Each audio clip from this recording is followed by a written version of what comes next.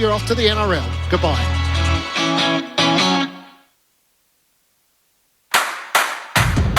Grandstand AFL. This is ABC Sports coverage of the 2023 AFL season. AFL. On radio, on digital. And now streaming on the ABC Listen app. Look for the AFL button. What a finish at the G. And what a Saturday we've got to come on Grandstand AFL. If you are just joining us, welcome. It's Brisbane and Geelong at the Gabba. Quentin Hull and the team in place. If you've been at the pulsating finish at the MCG, have no fear. We'll get reaction from Richmond's come from behind victory a little bit later on as we go through this massive Saturday of football of round 19. If you are just tuning in, Tigers were 6 goals down late in the third quarter. They've beaten the Hawks by a point, 14-12-96 to Hawthorns 15-5-95. The Blues continue to bash up on the Eagles at Docklands halfway through the final term. Carlton 18-11-119 to West Coast's 7-8-50. But here, a sellout, a gorgeous Saturday will become a lovely Saturday evening as for the first time since last year's preliminary final, Brisbane will do battle with Geelong. The Lions back home at their impenetrable fortress of 2023. They have not lost at the Gabba, but boy, the wounds were deep from letting the game slip against the Demons at the MCG last week. It was a 1-point loss, which really just kept the gap between Brisbane and the top two. But the Lions third on the ladder coming into this round with the 12 wins and the 5 losses.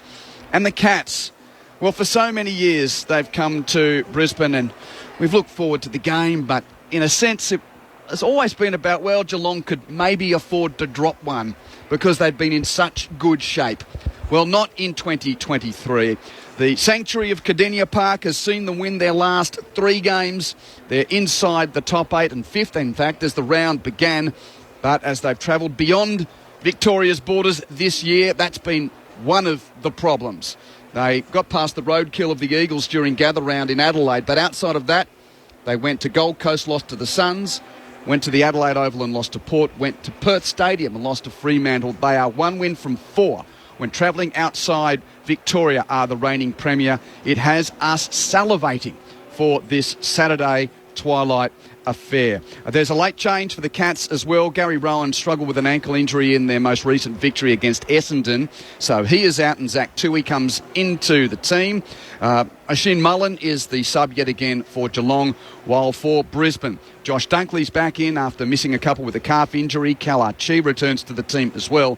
Zach Bailey out with a calf complaint and Jared Lyons is omitted. Devon Robertson is omitted as well because Kai Lohman is the sub for Brisbane today. I'll be calling with Michael Price, with Jeff White, and I'm going to start with this gentleman because not only of his football acumen, but the family line, which is quite a nice narrative today.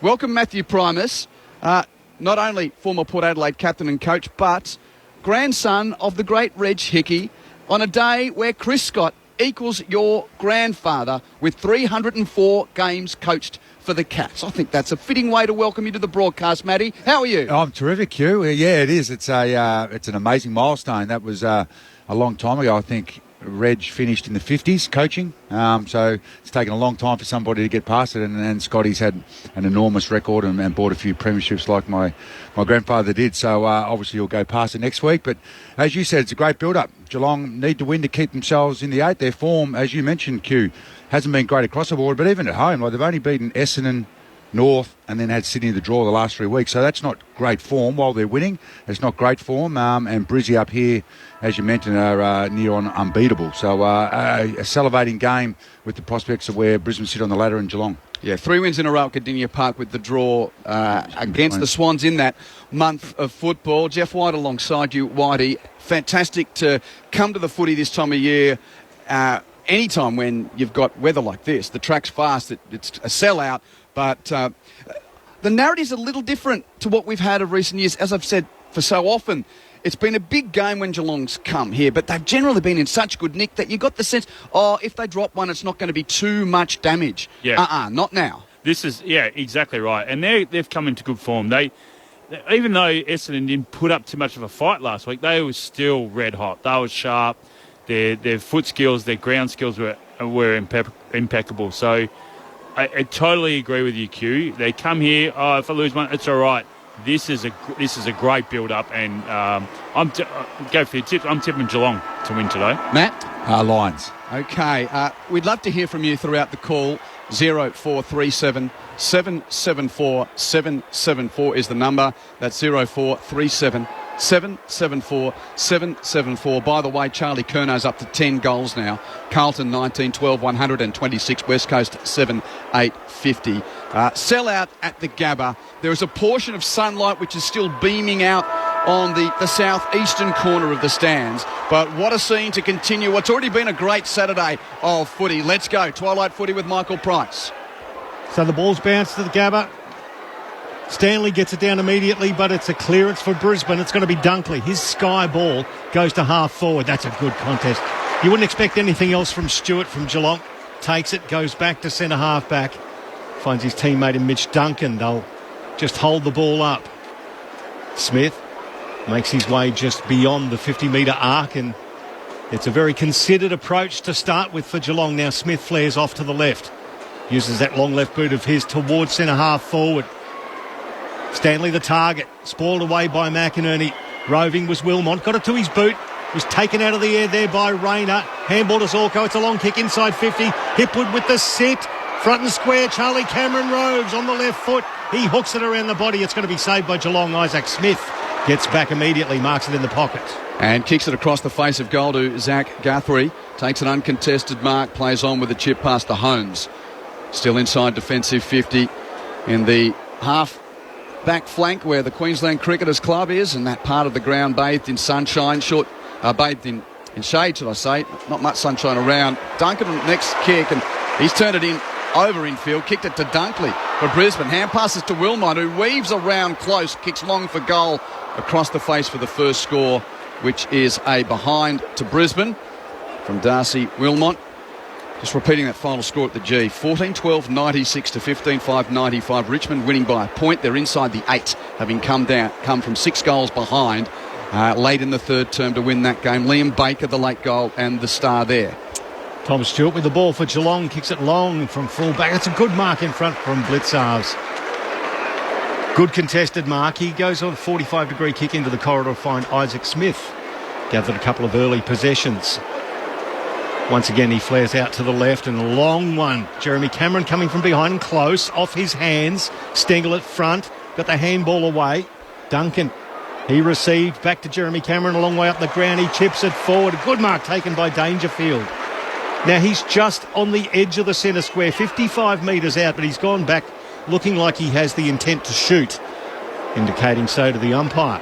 Notice Rayner and McCluggage just both starting to half forward. They're playing really, really high. You've got to be really careful when you do that against playing on.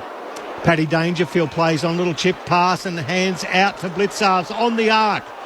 The kick is the left foot and high to the square. Fisted forward by Harris Andrews. The Lions with a big chance at ground level through Starcevic and McCluggage, who chips it to the middle of the ground but turns it over. Jack Henry intercepts for Geelong. 70 metres out, kicks it wide to the right half forward flank. In front of Jack Henry, toes it cleverly to Tui, the late inclusion for the ankle-strung Rowan. Hands it back to Henry, his kick smothered. Wilmot picks up for Brisbane left half back. Kick looking for Danaher, punched away from him by De Koning. Rode by Cameron, that's Jeremy. Snap kick is intercepted by Fletcher. And Brisbane's Jasper Fletcher takes the mark on defensive 50 and decides to go with the switch through his co-captain Andrews. Marks at full back, kicks to right half back. McKenna Marks plays on with a chip to Zorko. Marks on D50, kicks to the wing, finds Neal. Neal plays on from halfway. Cameron in space at half forward will mark. 60 from goal, he's got Hipwood in the pocket, chips it on Eric's head, and he marks free kick. Mark, I think, or a chop of the arms against Henry. Hipwood 5 in from the boundary, 40 metres out at right half forward as the Lions' swift ball movement gives Eric Hipwood a chance. It was, Q. They moved it really quick. They didn't play on, but just kick mark, but 1-2 seconds and got the ball moving and didn't take any risk, but able to catch Geelong defenders out. He'll be pushing off the advertising fence, Eric Hipwood. Right half forward flank, so preferred side for the left footer, who has kicked 31 goals this year. This is a tester early on for Eric on his right boot. Traditional drop punt. What a start for Brisbane.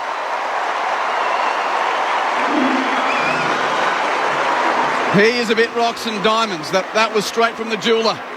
From Eric Hepwood to open proceedings at the Gabba, 1-0 through 4.5. It was beautiful movement and great transitional running there from Neil. He's able to get the 45, kick it on, 45 running from Cameron, the same for Hepwood. So it was a good connection. But what I was trying to say before, Q, is that McCluggage and Rayner are playing up. So they're leaving they're playing half forwards. They're playing right up. And you saw when McCluggage got on the back line, he kicked it. The Cats just zone off. They'll zone off. They'll kill you if you keep letting them going up forward. They don't mind if you get on the half-back line, but as soon as you kick it long, they're so good in their back line to zone off. So they've got to be really wary of that. Your experts are Jeff White and Matthew Primus here on ABC Sports. Grandstand AFL back into the middle of the Gabba. The Lions by 7 points after 5 minutes of the first term. Perfect bounce from the umpire. Stanley over the top. Here's tapped down to Shark by McCluggage, though. He arcs around onto his right foot. Long kick. Stewart gets in front of Gunston, who makes him pay, and illegally, no, it was Gunston who was held down. Receives the free kick. Measures a pass to Charlie Cameron on the lead. 45 out. It's a sharp angle to the right, though. Should we play collective Cameron bingo? How many between Jezza and Charlie tonight? 6. 6 between them. 6? 3-3, 4-2. No, we don't need to do the breaker. Jeremy's got 40, Charlie's got 39. I'm going 8. I reckon there's a collective 8 between the Camerons. Oh, I hope so. Well, this Cameron being Charlie. Big angle to the right from 50 metres. He strikes it reasonably well, but it goes across the face. Big fly from Danaher, and he tries to robe his own ball. Knocked over the goal line. It will be a rush behind. The Lions 1-2-8. The Cats yet to score. We've played 6 minutes of the first term. Sold out Gabba. Last time these teams met, 71 points the margin in the preliminary final last year, Geelong's favour. Bowes runs out of the goal mouth, has a bounce, runs to the pocket and kicks to half back for the Cats from the inbound off the pack. Tui roves, tackled by Fletcher, just got rid of it to the wing. Picked up by the Cats. Myers with a little toe poke to the middle of the ground, no one there. Picked up by the Lions. Hand pass goes through Berry and McCluggage onto Starcevic. Kick towards half forward looking for Danaher. Fisted away from him, but Cameron Rose, 40 out in the pocket, got tackled, got a hand pass free. McCarthy has to kick it off the ground in the pocket. Geelong's numbers arrive. And Jack Henry clears with a high hoping kick to half back on the head of the pack. Smith spoils away from Starcevic, roves the ball, toes it towards the wing. Ollie Henry picks up. Hand passes to Stengel. It's attritional, but the Cats get to halfway. Hand pass to Holmes. Backwards a hand pass to Atkins. Under pressure, his kick finds Myers on the bounce. Gave to Bruin. Back to Myers. Hand pass to half forward. Through Bledsoe's. On to Bowes. Runs through 50. Shoots from 45. Poster. Hit the left major upright just above the padding for Geelong's first score. 1-2 to 1 behind. That was good ball movement there from the Cats. And sharp as well. The Lions bring it out quickly. Kadeem Coleman goes very, very wide to find Jasper Fletcher just beyond left half-back flank. Chips it back inboard to his fellow father-son in Will Ashcroft. Just short of centre wing on the Stanley Street side of the ground. The Cats have set up nicely in front of him. He's still holding the ball up, looking for a viable option. He goes long down the line. Hipwood is the target. He's nudged off it there by Collar Jasney, but also Tom Stewart in there. And Tom Stewart will receive the free kick. He was being held underneath that pack, Whitey. Yeah, he just got pushed before the ball came in. The All-Australian Tom Stewart. Doesn't their defence stiffen up when he's in the line over? He chips it back inboard to Tom Atkins, playing his 100th game. His chip inside, not the best. Cut off by Gunston. His handball there to McCluggage. In the corridor, tackled into the ground. He loses the ball. Now it's loose. Several players diving on top of the cricket pitch. The ball's still there. And we'll get a ball up. Just for the matchup 2Q, Atkins is hard tag on Neil at the moment. All of these intriguing little battles. Yeah, and actually Atkins just goes to deck there before the ump throws this ball up with he tangling with Neil. Ump let him go. Now there's a whistle. And it's going to be a free kick to Neil in that scrimmage. Well picked up, Jeff White. Neil's kick inside 50. Stewart too strong over the top, marks over the ex-Cat McCarthy playing against his old team. Stewart short with a chip pass to Zach Guthrie, marks at half back, kicks it wide to the wing to Koenig, takes the grab. between right half-back and the wing. Kicks infield on the 45, looking for Bowes, has it spoiled away, but the cavalry's there. Zach Guthrie mops up the crumbs, kicks the Cats high towards half-forward. Starcevic met it first, dropped the mark, rode by Wilmot though of Brisbane, kicks it back to the middle of the ground, but back to the Cats. Zach Guthrie wins it, hands it to Jack Henry, tackled, got rid of the handball just in time, up lets them go. Hand pass from Bruin, doesn't find a teammate, picked up by Ashcroft of Brisbane. Rush kick from the middle towards half forward. Stewart meets it for Geelong. If you can't tell, it is hot footy to win at the Gabba early in this one. Ball rumbles to the pocket. Bowes is after it along with Charlie Cameron. Neither can pick up cleanly. Toe poke by Neil to the goal mouth. There's a goalkeeper there. It's DeConing for Geelong. He'll kick to left half back. And Pricey, I hope you're full of energy for this one because boy, oh boy, hasn't it started hot? It has certainly started hot here at the Gabba. It's cooled down with the shade over the stadium, but the football is flaring now. Brian Myers measures a kick to the centre wing. Big fist forward there by Ryan Lester. Rode by McCluggage. Handball to Kadeem Coleman. Runs across the 50. Tackled as he kicks to the top of the square. That affected the depth. And Colin Jasny floated back. Took a lovely defensive mark. He goes out wide. It's with Zach Guthrie. Kicks it to centre wing. Close. Got away from his man in Wilmot. Marked it on the logo on the Stanley Street wing. He's got a runner in Dangerfield. Finds him. Lace out. Dangerfield. Long. Oh, it was a good kick, but it's going to be a free kick downfield. No, back to the incident where Dangerfield was dealt with by Oscar McInerney. So, how's that not downfield? Well, I don't know where the ball's landed 30 metres out from goal. The umpire's dragging it back to 80 metres out where Dangerfield was dealt with. So, don't quite understand why it isn't downfield, but Dangerfield's gesturing now. He wants to play on. He won't be having a shot from there. It was a push in the back as he kicked it. That's why it's still up there, Pricey. There you go. Long kick inside 50 off the hands of Kadeem Coleman. Rode by Ollie Henry. Jumped on by Coleman. We'll get a ball up 35 metres out. Mind you, at Docklands, West Coast 9-9-63, Charlie Curnow 10-3-63, Carlton 2013 133. Boy, we'll give you the details when that hits full time. Stoppage in the right forward pocket for the Cats. Neil applies a tackle on Myers. Ball stays alive. Hawkins has a snap from the pocket.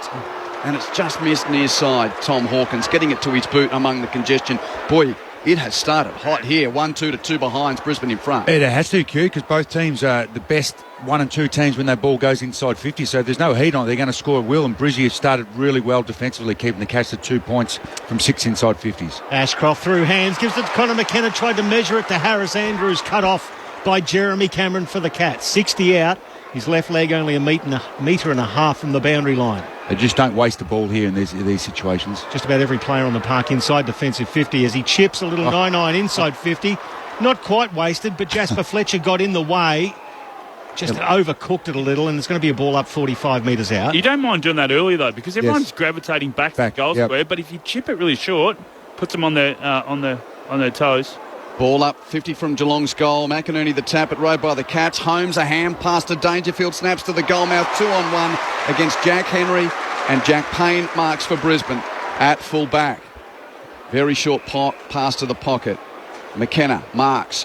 Plays on with a kick, infield to the corridor to Berry. Only 30 from the goal, he's defending. Chips to centre half-back, marked by McCluggage. No free-flowing exit for Brisbane here, but McCluggage chips wide to Neil. Stepped off his mark. Tomahawk got into his face, let them go. Neil chips it wide, marked by Fletcher. Short of the wing, turns over his kick. Intercepted by Holmes of the Cats between left half-back and the wing. So Holmes will set Geelong forward once more. Not with a kick, he runs infield. Hand pass to Atkins, sold him a dump. McCarthy makes the tackle. Atkins just got a hand pass clear. Onto the deck in the middle of the ground. Cavalry arrives. Atkins comes in to help clean up his own mess by applying a tackle on Rayner. And we'll see a ball up at centre half forward for Brisbane. They've done that really well, Brizzy. They've slowed up the Cats' movement. They don't want to kick the ball away Geelong, and they make him make something up and cause a turnover. Lions by a goal, 13.5 gone first term. From the stoppage, Tanner Bruin, his handball cut off, and he gets it back. Cop one high, the ball spills across half back for the Cats. Enter Zach Tui, gathers the bouncing ball. He escapes the clutches of Calamarchi, kicks long towards the wing. Close got in front of Harris Andrews, dropped the mark. Andrews just picked it up and chiselled one down the line. There's a nice mark taken by Berry. He holds it up. And once again, the Cats defensively well set up, and the Lions are going to think their way through. They've been using the ball well by foot.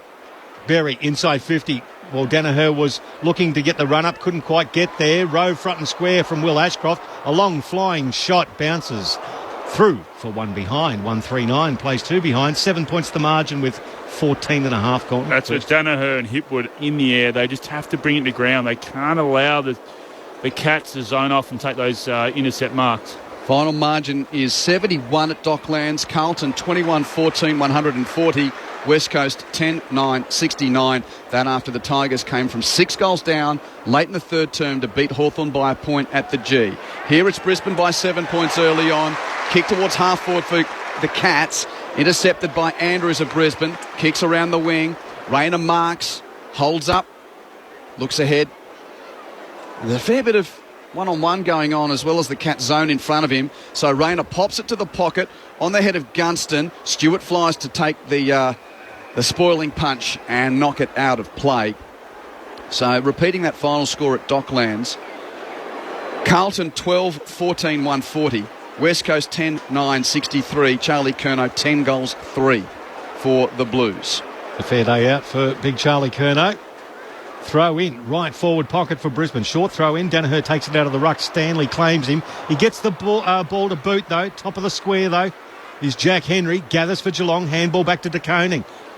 Under pressure, he puts a towering ball. Still didn't escape the defensive 50 off the hands of Dunkley into Berry's hands, and he chisels a pass to the lead of Gunston along the boundary line. Tight play. He's 35 out. His left leg is on the boundary line. Beautiful pass there from Berry on his non-preferred too. Just on the right near the boundary line. Didn't have much room to work with there. No. I think that the clear message too is not to just to bomb it inside forward 50. No doubt, isn't it, Whitey? They're looking to lower their eyes, as we talked about a few weeks ago, mate, and they're doing that really well. Jack Gunston, 20 goals for the year. He won't add to that tally. He's hooked it. One behind. The Lions 10 play the Cats 2. It's an 8-point margin as the Cats bring it back into the right back pocket to Dangerfield. Pat Dangerfield with the football, runs away from the mark and kicks long towards the southern wing. Big pack, Cameron the target. Starcevic balls for Brisbane, raves his own crumb, but Jezza wraps him up straight away. And we'll see a ball up. Cameron at one end, Cameron at the other. Two of the great goal kickers in different styles of the competition on display on this gorgeous Saturday at the Gabba on Grandstand AFL. Stoppage southern wing, Neil on hands and knees. Tumbles it to Ashcroft, picks it up for Brisbane, hands it to McKenna, hands to half forward to McCarthy, hands it to Archie inside 50, rides the tackle of ex-Suns teammate Bowes to hand pass to McKenna. McKenna snaps, kicks it out of bounds on the full.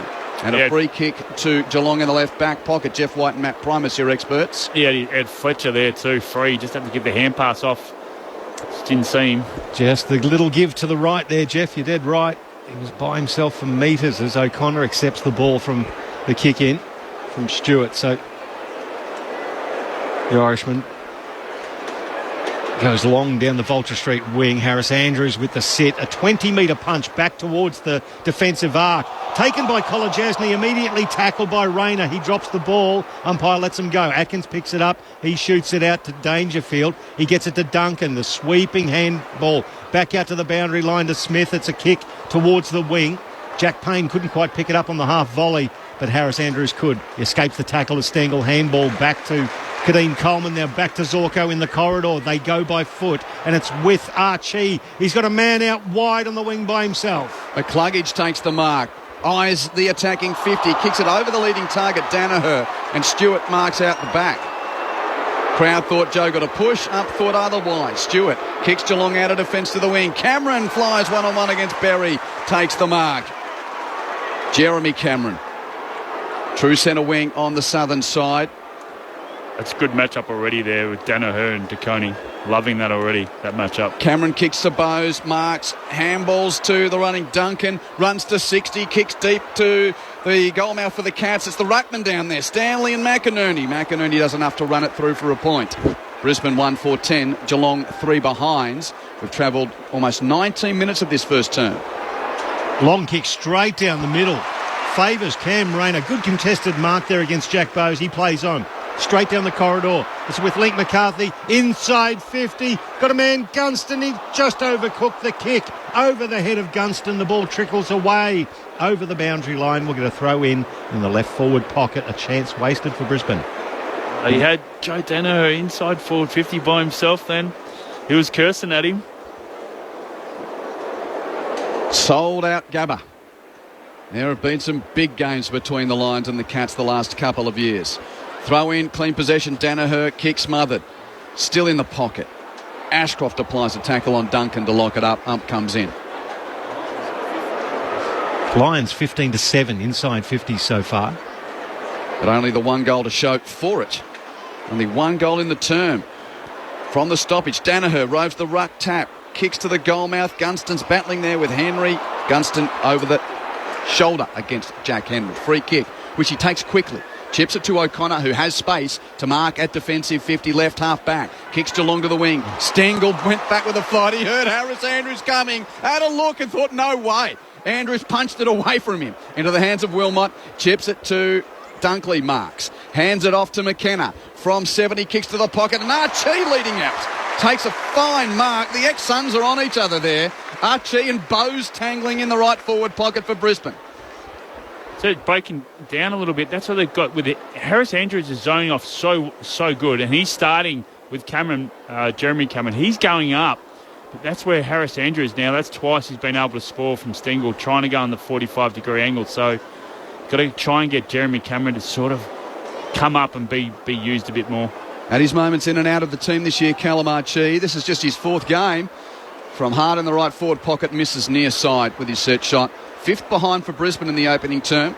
8 points the margin to the locals. 1-5-11 to 3 behinds. Zach Tui quickly plays on. It's a long kick, but it's intercepted there by Kadeem Coleman outside 50. Kicks it, looking for McCarthy. Well cut off there by Jack Henry. Handball to Kolajasny. They escape 50 now. Handball goes out to Dangerfield. Picks it up on the half volley, then measures a lovely 30-metre pass to find Brad Close. On the boundary line, right in front of the benches on the Stanley Street side of the ground in the shade. Now they hold up. Lions defence well organised this time. It's a little sand wedge and it finds Brian Myers along the line. The defence moves slightly. Myers tries to measure one, cut off beautifully by Lockie Neal at left half back. Started well, Lockie Neal. Coming up for possession, 7 in the first quarter. From left half back, Neal kicks high to a pack on the wing. Stewart flies over the top of intended target Hipwood to punch it out of play. And we'll see a throw in right near the interchange gates. There is just the slightest sliver of the afternoon sun hitting the top part of the stands out in the southeastern corner. 22-23 degrees today. Just gorgeous winter conditions for football. Boundary throw in. Blitzarves, well, palm down to Neal, who plays for the opposition. Gives to Archie. Hand pass ends up with Zorka. He's absolutely hammered in a tackle by Dangerfield and holding the ball. And he stays down, the Zork. Yeah, he's hurt. Dangerfield gave him everything. Oh, he's cut too, Dangerfield. There's a head clash. He stayed down and is feeling for his forehead. Yeah, he's got a fair bit of claret coming out of the forehead, and you see so too has Dangerfield. So this will be a double blood rule here.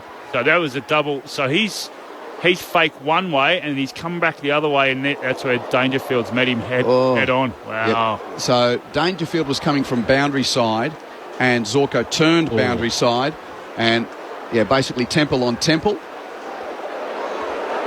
And Zorko is in the hands of the trainers coming from the ground, looking probably the worst for wear of the two. They did a concussion too on this cue. They should do. They look at that. They should do.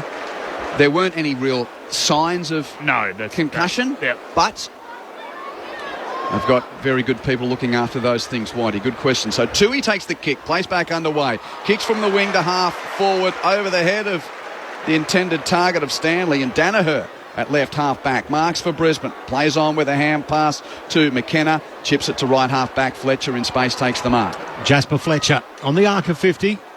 Has a lead from Charlie Cameron. Tries to honour it. Cut off by Mark O'Connor, who floats across and smashes across the boundary line for a throw in between wing and left half forward for the Cats.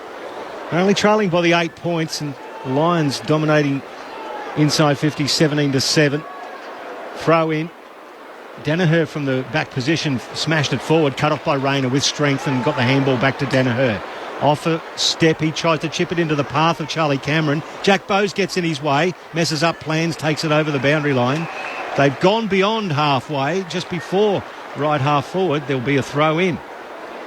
The Tigers from 6 goals down, beating the Hawks by a point. Liam Baker kicking the last goal of that comeback there, and Charlie Curnow with 10 for the Blues as they beat West Coast by 71. And we've got Port and Collingwood to come, as well as Fremantle and Sydney on what is a big Saturday of round 19 of Grandstand AFL. No clearance from the stoppage. Boundary throw in right half forward for Brisbane. So we'll see it redone with a ball up near the point of the centre square. Tossed in the air. Stanley, it was Blitzarves in fact, with the tap, but rode by Danaher. Rush kick into attack close to the boundary line, and no teammate near enough to keep it in. Throw in 40 from the Lions goal. 1-5-11 to 3 behinds. A lot of attack on the football, but not a lot of scoring in this first term. Brisbane leading by 8 points 25 minutes in. And the throw in underneath the scoreboard at the city end. Fisted straight back towards the boundary line, and we'll have to do it all again as Max Holmes takes it there. For two teams, well, prior to this game, we were looking at it. Prior to this game, the Lions averaged 108 points in their 8 games at the Gabba, and the Cats over 100 points against top 8 opposition. So far, they've accumulated 14 points between them as we approach quarter time. Off the ruckman's hands, McCluggage tries to go through traffic, just got a handball out. It was a throw, in fact. It's going to be a free kick to Geelong. They've just got the pressure on. So Max Holmes in the left back pocket. Repeating that Tui's the late in, with Gary Rowan's ankle not coming up for the Cats. Mullen the sub for the Cats, and Lohman for the Lions. Kick to a pack on the wing. Rove by close, no prior, wrapped up by Neil. And umpire quick to come in and call for a ball up. Tossed in the air. Blitzarves and Danaher tangle. Neither get a tap. Fletcher a chance out the back for Brisbane. Couldn't pick up. Rayner burst through. Rides the tackle of close. Hand passes to McKenna. Lions ball. McKenna hands it to Coleman on the wing. Kicks Brisbane into attack. 2 against Hipwood. Stewart comes across the front of the pack. It's going to be out in full. Yeah, it is. He punched it clear, Jeff, and then it bounced off his foot on the deck into his boot over the boundary line on the full. And who's closest? McCarthy. Lincoln McCarthy, who etched his name in footy folklore with a hanger mark and a goal late against the Cats late in the 2019 season in what was his 50th AFL game back then. Not quite the same scene here, but always a big moment when you kick after the siren. He's now at game 136, Lincoln McCarthy. So many injury-plagued years at the Cats before becoming a constant for Chris Fagan's Lions. Left foot banana after the quarter-time siren. He has kicked that goal from almost row 1. A nonchalant 2-step left foot snap, and he's curled it through for an exclamation point in a low-scoring first term. That almost looked like the social media kind of stuff, where you're beyond the fence and try and curl one through the posts. It was that nonchalant. But boy, what a finish. And he's given a high 10 to a kid in row 1 in the crowd. Lincoln McCarthy with the second goal of the quarter. Brisbane kicking both of them. Eric Hipwood had kicked the earlier. So it's a 14-point lead for the Lions at the first break. 2 goals, 5-17 plays the Cats, 3 behinds. Repeating at the G, Richmond from 6 goals down late in the third term. They were 30 points behind at three-quarter time and beat Hawthorn by a point to be now inside the top 8. Richmond 14-12-96 to Hawthorn's 15-5-95. And Charlie Curnow kicked 10 as Carlton demolished West Coast by 71 at Docklands. Final score there, 21-14, 140 to West Coast's 10-9-69. What a big Saturday it is on this round 19 of footy of the 2023 season. Hope you're enjoying it all through the national broadcaster ABC Sport. We are Grandstand AFL. Protecting our planet. Breaking down barriers. Supporting new migrants and refugees. Lending a helping hand. These are some of the ways we became Australians of the Year. The Australian of the Year awards are nominated by you. So come on, reflect, respect, and celebrate Australians who are making a real difference. Nominate them now at australianoftheyear.org.au. Grandstand AFL. Now streaming every match on the ABC Listen app. Look for the AFL button. Eric Hipwood, right half forward flank, so preferred side for the left footer. This is a tester early on for Eric. on his right boot. Traditional drop punt. What a start for Brisbane. You can't tell. It is a hot footy to win at the Gabba early in this one. Lincoln McCarthy for Chris Fagan's Lions. Left foot banana. After the quarter-time siren, he has kicked that goal from almost row one. A nonchalant two-step left foot snap, and he's curled it through. The 2023 AFL season. On radio, ABC Sport Digital. and now streaming on the ABC Listen app. 19 inside 50s to 7 for Brisbane in that term. Welcome back to the Gabba. Quentin Hull and the team in place. Lions leading it by 14 points, courtesy of that terrific finish from Lincoln McCarthy. Eric Hipwood kicking the earlier goal. Before our experts Jeff White and Matt Primus just around the grounds in the National Rugby League today. First of three games is complete. Sydney Roosters have defeated Gold Coast 36 points to 18. Next up it's the Knights against the Storm, and then later the Cowboys and the Eels. In the Women's World Cup, USA has defeated Vietnam 3-0 in Auckland. Zambia and Japan have just got underway. Other matches today, England playing Haiti in Brisbane and Denmark playing China in Perth. And, of course, the fourth test to resume if the rain stays away in Manchester. We're all praying for rain here in Australia because the Aussies are in trouble. They're still 162 behind at 4 for 113 in their second innings. But hot footy to start here, Matt Primus and Jeff White. Welcome to those through the West who are just joining us as well from the Carlton West Coast game. Quentin Hull and the team here. And Matty Primus and Jeff White to tell you about this first term where there was a lot of heat in the contest but only 2 goals kicked. I just want to talk about Link McCarthy because the siren went. He couldn't come off his mark, so he had to mark. So he had no, like you talk about how hard that kick was. He actually had no room because he was right on the fence. So great finish that quarter. But they used the ball quite well, I reckon, Brisbane. They defended really well, so they got a lot of turnovers to the midfield, and it was especially Harris Andrews coming off, zoning off. Great spoils. They're able to rebound really quickly, and I think Pricey mentioned it was like 11-3 inside forward 50s really throughout that quarter. So yeah, they're just a bit more scoreboard pressure. I mean, they kicked 2-5, but they only kept the Cats to 3 points. But yeah, it was tough. It was in and under, very clean. The Cats were clean in some patches, but Lions obviously had a better of them in that quarter. But you could sense that they've come to play, the Cats. They've come to play. Yeah, no doubt. Why do they have? I think the Brizzy are a bit harder at the contest at them, and they needed to kick that goal at the end there, Brizzy, because that's a nearly 20 inside 50s in a quarter is fantastic. And the Cats defence stood up. They're one of the best defending team in the comp. But I love Brizzy's method. It's a lot of kick, no handballs. I think 64 kicks to 23 handballs. So they're just trying to own the ball, but they're moving it quick, which isn't allowing the Cats defenders to zone off.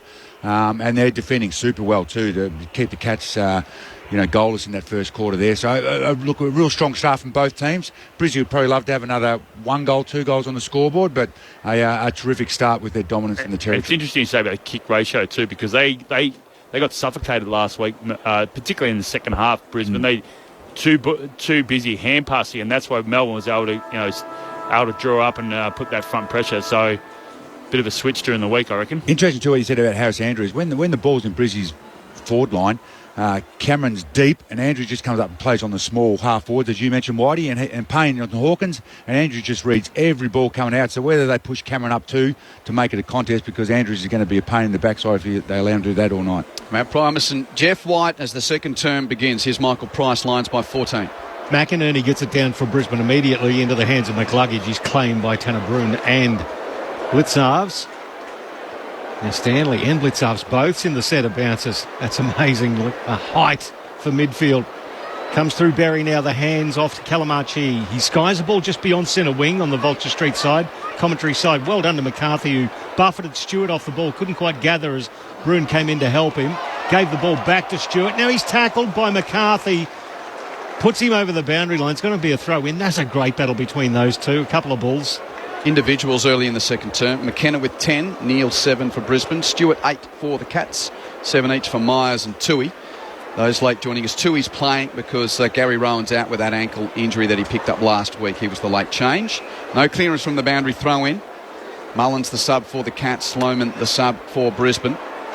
As stoppage left half forward for Brisbane. McInerney and Blitzarves tangle. Dunkley underneath, tackled by Blitzarves. Gee, it's a hot footy to win. Over the top of it, Atkins is tackled off it by Archie. Blitzarves tries again. Neal tackles him. Blitzarves gets a hand pass clear. Fumble from Myers. Fumble from Coleman. Myers picks up, tackled by Dunkley. Play on. Eventually Brisbane's ball. McCluggage under pressure puts up a left foot bomb, which is marked. That didn't travel 15 metres, umpire. Oscar McInerney took the mark. Must have counted how high it went. Yeah, 15 up. 8 across, 5, 7 up, maybe. McInerney marks 2 kicks from goal. Kicks it to half forward for Brisbane. Danaher the target. Has it fisted away and out of play for a throw in. Right half back for the Cats. Left half forward for Brisbane. House full. Well, it's sold out anyway, put it that way. Brisbane by 14 points early in the second quarter. Still working on Dangerfield on the bench too. Yeah, head clash with Dane Zorko in the first term. Both of them off with the blood rule at the minute, and the throw in across half forward. Oh. That's Atkins. He gathers the ball for Geelong. Got the handball away. It's cut off by Archie. Now here's the chance for Brisbane. That's a wobbler inside 50. It was well read in defence by Kolajasny. Couldn't quite gather it, but ended up getting it on the ground. Handball backwards to Henry. Kicked it just short of the wing. Rove by Duncan. Good strength. Got the handball back to Myers. Tackled into the ground by Locke Neal for Brisbane. And there's going to be a ball up between centre wing and left half forward. It's basically where we started with the throw in a minute ago. McInerney got it down. Myers cuts it off for the Cats. Handball to Blitzarves. Tackled. He did a 360. Got it away. Back to Myers. Handball to Mitch Duncan. Chisels a pass to Tom Hawkins on the lead. He gestures to Broome to keep running, but he's got another one in Duncan inside. The handball to Duncan. Tackled into the ground there. And that loses the ball. Oh, he's out. Oh, hang on. That was a sling there by Harris Andrews. I was actually watching the action and not calling it as Jeremy Cameron gathered. And Harris Andrews gathered Jeremy Cameron, slung him 360 into the ground. Cameron dropped it. Harris Andrews has got the free kick, but I was stunned. I thought that was going to be a sling tackle free kick. Yeah, not paid in that way. Andrews kicks it to the wing. McCluggage gets to the front of a pack of half dozen to take the mark.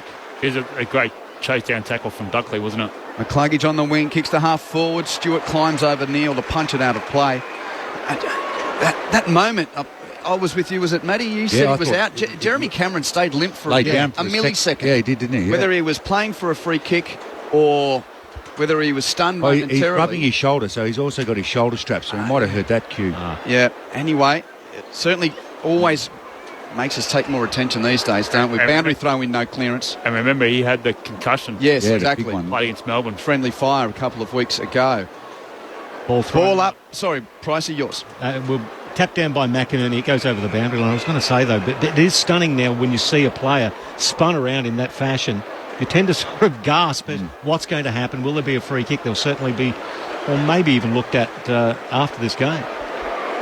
He let him go. No malice. Yeah, I can't see malice, but he threw him away like a rag doll more though than dumped him into the turf. Ball up at left half forward for Geelong. Won by Archie at ground level for Brisbane. Hand pass to Coleman. Coleman's kick inside 50 is intercepted by Jack Henry. Just in front of the patrons in the veranda. School end. In the right back pocket for the Cats. Henry kicks it back down the wing. Andrews, third into the contest, knuckles it clear over the boundary line. He's already got about half a dozen spoils for the game. He just keeps going to the ball. So Cameron and Hawkins led up and then tried to go out the back, and Harris said, no, I'm going to kill this ball. He just keeps leading the ball. You've got to make a contest with him. And he makes the commitment like 20 metres away, doesn't he? Throw in across half forward for the Cats. They're for the Lions, pressing again. McInerney gets it down into the path of Lockie Neal. He can't quite pick it up. Atkins did and lets it loose, though. McCluggage towards the arc of 50. Tackled into the ground nicely. He slides along the Gabba turf and across the boundary line. Well done by Kolajasny in the first instance, and then Atkins in the second. There'll be another throw in across that half-forward line for Brisbane, and the Cats are defending gamely. They're trailing by 14 points. 5 minutes played, second quarter. As a ruckman tangle, McInerney has to try and be Rover here. Kicks it off the ground to the pocket. The advantage of Hipwood's got a couple against him, tackled over the boundary line by Jack Henry for a throw-in. They just can't get their hands on the ball. They're getting beaten at clearances, contested ball, and that's why they can't get the ball forward, and Brizzy just owning them inside at the moment. Now intrigued by that back half set up for Brisbane, and just looking at it. Yeah, the ruck drops out and then it frees up. And now Andrews is the spare behind the ball. As Danaher does the ruck. Rove snaps with his left boot. Push them back. Free kick against him. So Stanley will get the free kick. Score doesn't count. And yeah, Andrews is the spare for this long kick. McInerney's on Hawkins as the short pass finds Smith. Wonderful thing about being at the footy and having the pleasure of being at the footy, and those that aren't here trying to call it off the screen just can't tell you that stuff, as it's picked up in the left back pocket by de Koning. He'll kick it out towards the wing on the head of the leading target there in Zach Guthrie, spoiled away by Gunston. Ball on the deck, play on.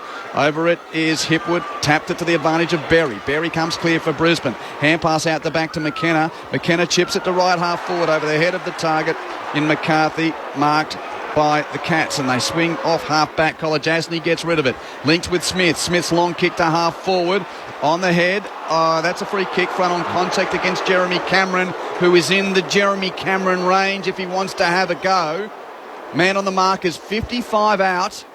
Cameron doesn't go for goal. Chips it over the man on mark to Isaac Smith, who presents just beyond the man on the mark to take the grab.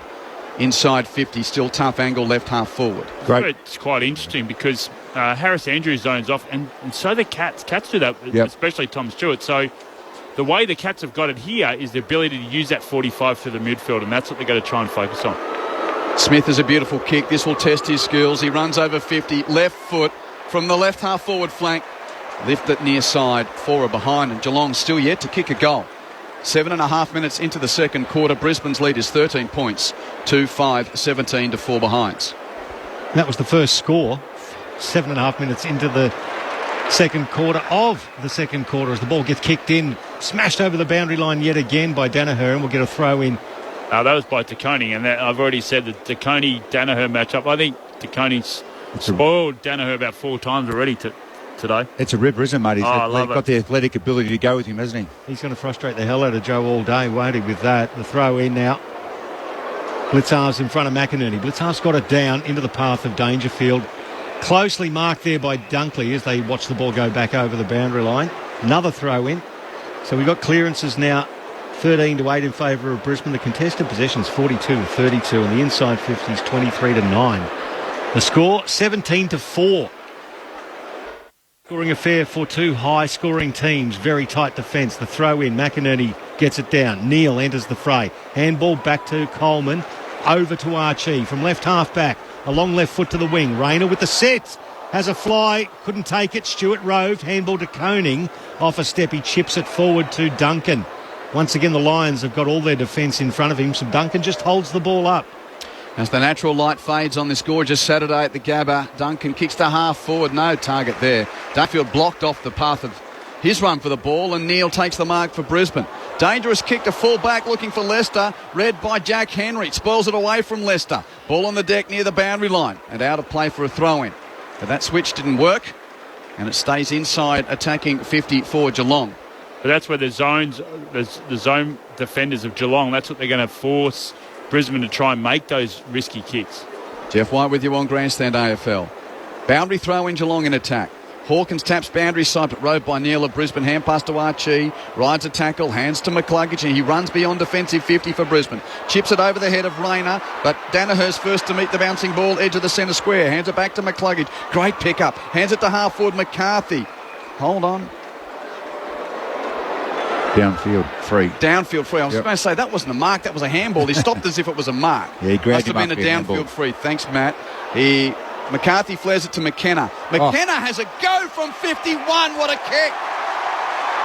Connor McKenna wheeling onto his right. And he runs to the bench, high-fiving teammates on the way. He'll sit on the pine and contemplate Brisbane's third goal and his first. And it's the Lions, 3 goals, 5-23 to Geelong, 4 behinds, 10 minutes played in the second quarter. Yeah, fast ball movement, wasn't it? But that's what they've got to do, the Lions. They've got to switch that play. They've got to create that spread across the ground so they can get... They've got fast players, McCluggage, those sort of plays, Neal, they've got that spread. Zorko as well, they've got that spread. So they've got to try and utilise as best they can. No doubt. Why then the Cats' backs... and some of their on-ballers are tough, but they're slow. And as you mentioned, Brisbane got speed in their midfield, but they also got speed with their half-forward. So when they can go, they're certainly going to make Geelong pay, and they're able to on that occasion. Only the 6th goal in Connor McKenna's Brisbane Lions career. As we go back to the middle of the Gabba, The light's taken over completely. Off to Koenig's hands. It goes into the path of Neil. Shuffles a handball back to Danaher. He's tackled into the ground. We'll do it all again. Just forward of the centre circles in the direction Geelong are kicking. So McInerney grabs it out of the ruck this time. Toes it forward. It bounces with the advantage to Geelong. They can't quite control it. In the end, it's well done by Bowes, who gathers and then kicks it in the grind. Myers' direction. He can't gather. And Jack Payne, well, didn't do his absolute best to keep it in. Took it over the boundary line, and there will be a throw in between the commentary wing and right half forward for Geelong. They're trailing by 19 points after 11 and a half of the second term. The throw in immediate. McInerney taps it in front there of Zorko. Back onto the ground with the bandage around the head. It's kicked towards centre wing. Zach Guthrie sport late there by Hipwood. Rowed by Jack Henry. Back to Guthrie. Off a step towards right half forward. Good contest. Front and square. Dangerfield tries to measure a pass. Went through hands. Gathered there by Close. He gives the handball off to Hawkins. He tries to measure a pass that's cut off by the Brisbane defence in Wilmot. Hand passes to Payne. Under pressure. Hands it to Andrews. Tries to balk around Myers, then steps over the boundary line. Ump lets that go, and we'll see a throw in with the Cats still inside attacking 50. Brisbane 3-5-23. Geelong 4 behinds. Quentin Hull, Michael Price, Matt Primus and Jeff White with you. 12 and a half played second quarter. Boundary throw in. Hawkins taps it boundary side. It ricochets back to him. Taps it again, but straight to Fletcher of Brisbane. High clearing kick for the Lions. Hipwood gets underneath it and punches it out of play. Crowd thought, why didn't you go for a chest mark, Eric? Probably didn't realise what was around him. He's knuckled it away. Boundary throw in. Still in the attacking half for Geelong. He did all the hard work. He had to go for it. Oh, handy if you had some mates telling you what's going on too. A little bit of communication can go astray in that situation. Throw in between the wing and right half forward for Brisbane. Once again off the hands of McInerney into the path of Dunkley. Gets it back to Zorko. Dribbles a ground-burning kick along the line. It bounces over the head of Hipwood. Gathered by Rayner. Brushes off his opponent in Bowes. Curls one around the corner. Beautifully gathered on the half volley by McCarthy. His left foot into the pocket, looking for either Danaher or Cameron. Went over the head of Danaher, and the Geelong fans, well, Geelong players have it. Cameron now off his hands. Danaher towards the top of the square. It's gathered there by Mark O'Connor. He's tackled into the ground by Wilmot and will get dumped into the Gabba turf 30 metres out directly in front of the goal. Their forward pressure's spot on at the moment, Brisbane. Had a really good balance. Yep. Blown in the air. Danaher clean possession over Blitzarve. Snap on his non-preferred right. Not enough curl. Behind.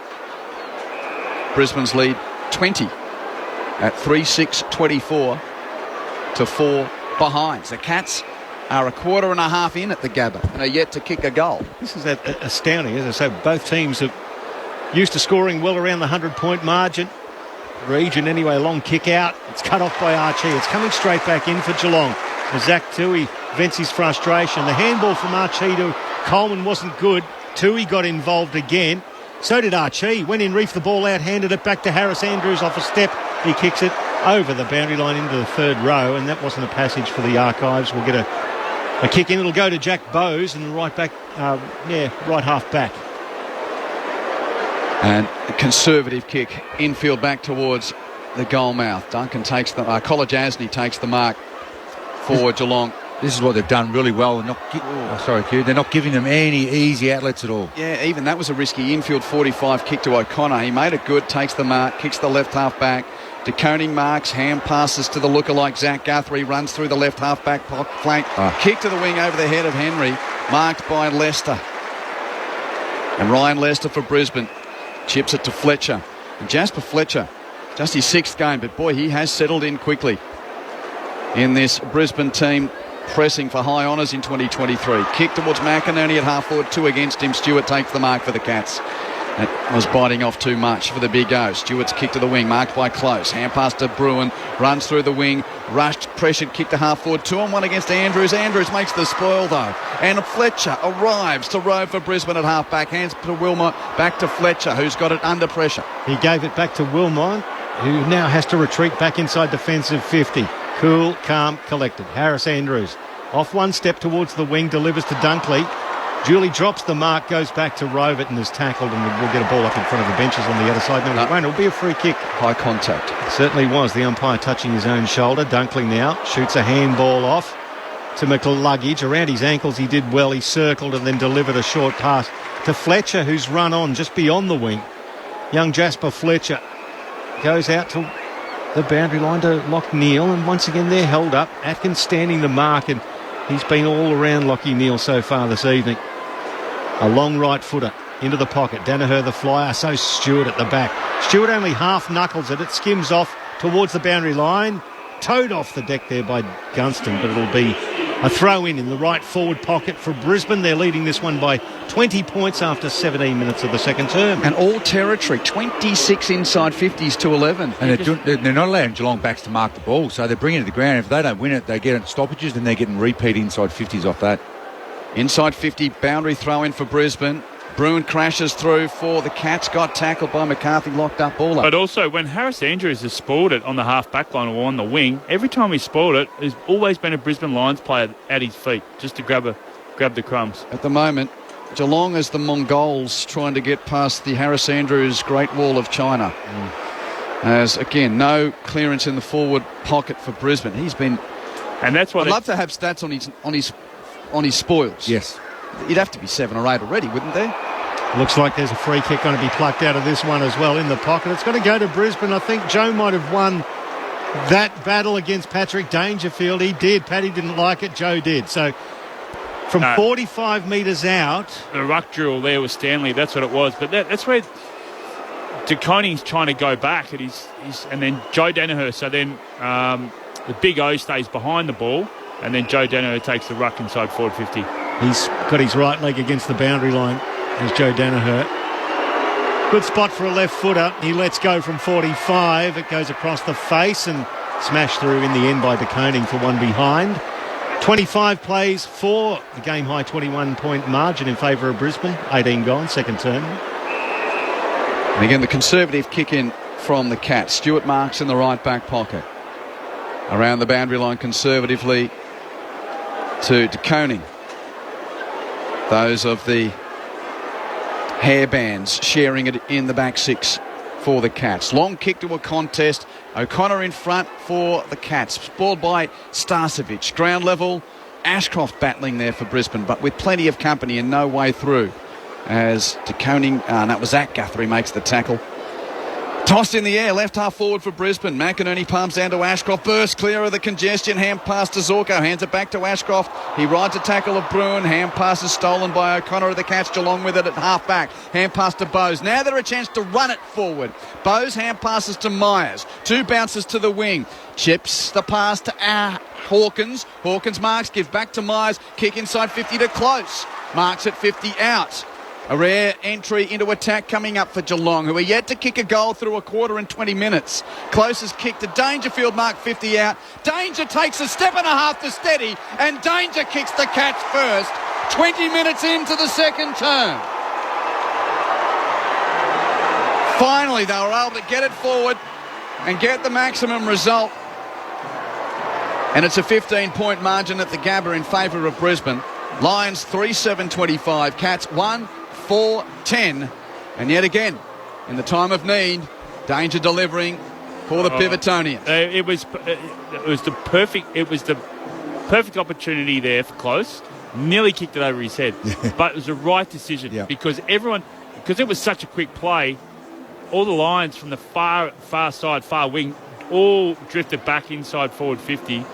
For the Cats, so that it created so much confusion, so many numbers down there. So it was he nearly stuffed it up, but a great finish by Dangerfield. Yeah, and it was off a clearance win. It was 20-8 before that one there, so 29. So they're getting smacked around there, but they were able to get their hands out, get forward, give their forwards a look one-on-one ahead of the ball. So back into the middle of the Gabba, the Cats on the scoreboard in a positive fashion for the first time this evening. Stanley slaps it forward. It's cut off there by Lockneil. Handball to Wilmot for Brisbane. His rightful kick to half forward. Archie hits the pack hard, takes the mark on his chest. Now kicks it towards right half forward. Danaher backing back, takes the mark on the arc of 50. Once again, he's right against the boundary line, but this is more or less the same spot that he sprayed one only a moment ago. It's a good spot for a left footer, and he usually kicks right through the ball from this distance. Crowd just buzzing here at the Gabba, expecting some high scoring to break out. He arcs around onto his left. It's a very high ball to the top of the square. Big fly off hands, one behind. So 26 plays 10. 21 gone, second term, ABC Sport. Michael Price, Quentin Hull, your experts. Jeff White and Matty Primus. I'd rather those kicks go 5 metres outside the top of the goal square. It's just too easy for Geelong defenders to rush it through and see if they can get a crumb or a forward stoppage and put the Cats' backs under more pressure. Bowes chips to Duncan. Duncan chips to Stewart. Stewart marks left half back. Kicks to the wing, marked by Blitzarves. So they've got it to halfway pretty comfortably there, the Cats. And that's of note because it's been hard for them to move the ball so far at the Gabba today. Blitzarves with his left foot kicks it across the centre square to find space. Dangerfield marks, runs away from Gunston, puts off his kick though. Great chase, Gunston turned over, marked by Fletcher at half back for Brisbane. Kicked it to the edge of the centre square. Hipwood marks, kicks wide to the wing, back to Gunston, who marks it and stops.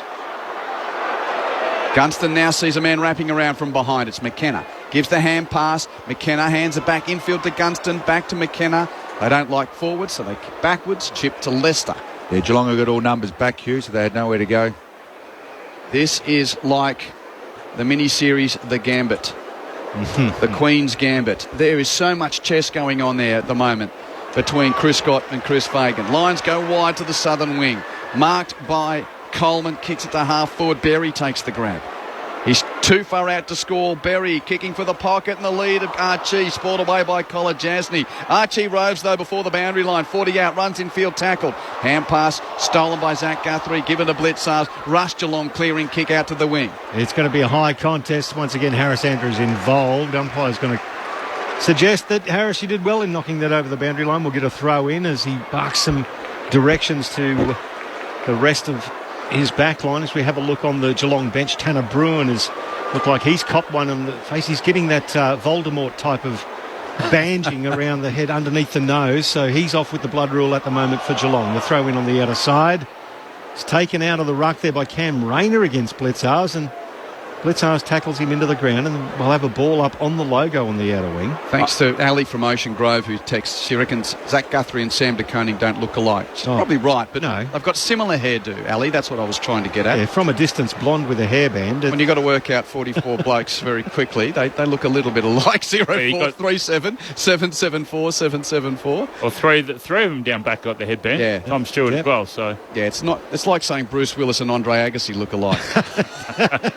They've got similar hairdos. Clearance from Rayner, forward of the congestion, kicks the half forward, and McCarthy marks over the head of which one of the bandana crew is that? It's Zach Guthrie. He stands the mark, 50 out. McCarthy kicks to the pocket down the throat of Danaher. Well within range, but a tough angle, hard in the right forward pocket, only 25 metres out. This is where it becomes a real big weapon for Brisbane, is when McInerney goes off, Danaher comes in the ruck. And this is where the 3 goals 8 starts to become a story if it doesn't. You know, how often did we see it with the Lions, Matt? Yep. Plenty of shots, not enough majors. Danaher tries to change that and he's snapped beautifully. 2 steps in, field left foot, curling punt kick is Brisbane's 4th goal. And Danaher's first of the night. Game high lead for the locals, 22 points the margin. Brisbane 4-8-32, Geelong 1-4-10. And once again, they just slowed their ball movement right down and had nothing to go to, either a contest, which Brisbane are owning, or a stoppage, which they're owning, and enough time they're able to get them forward. Just watching there, Tom Hawkins has just gone all the way down to talk to the back 6. Yep.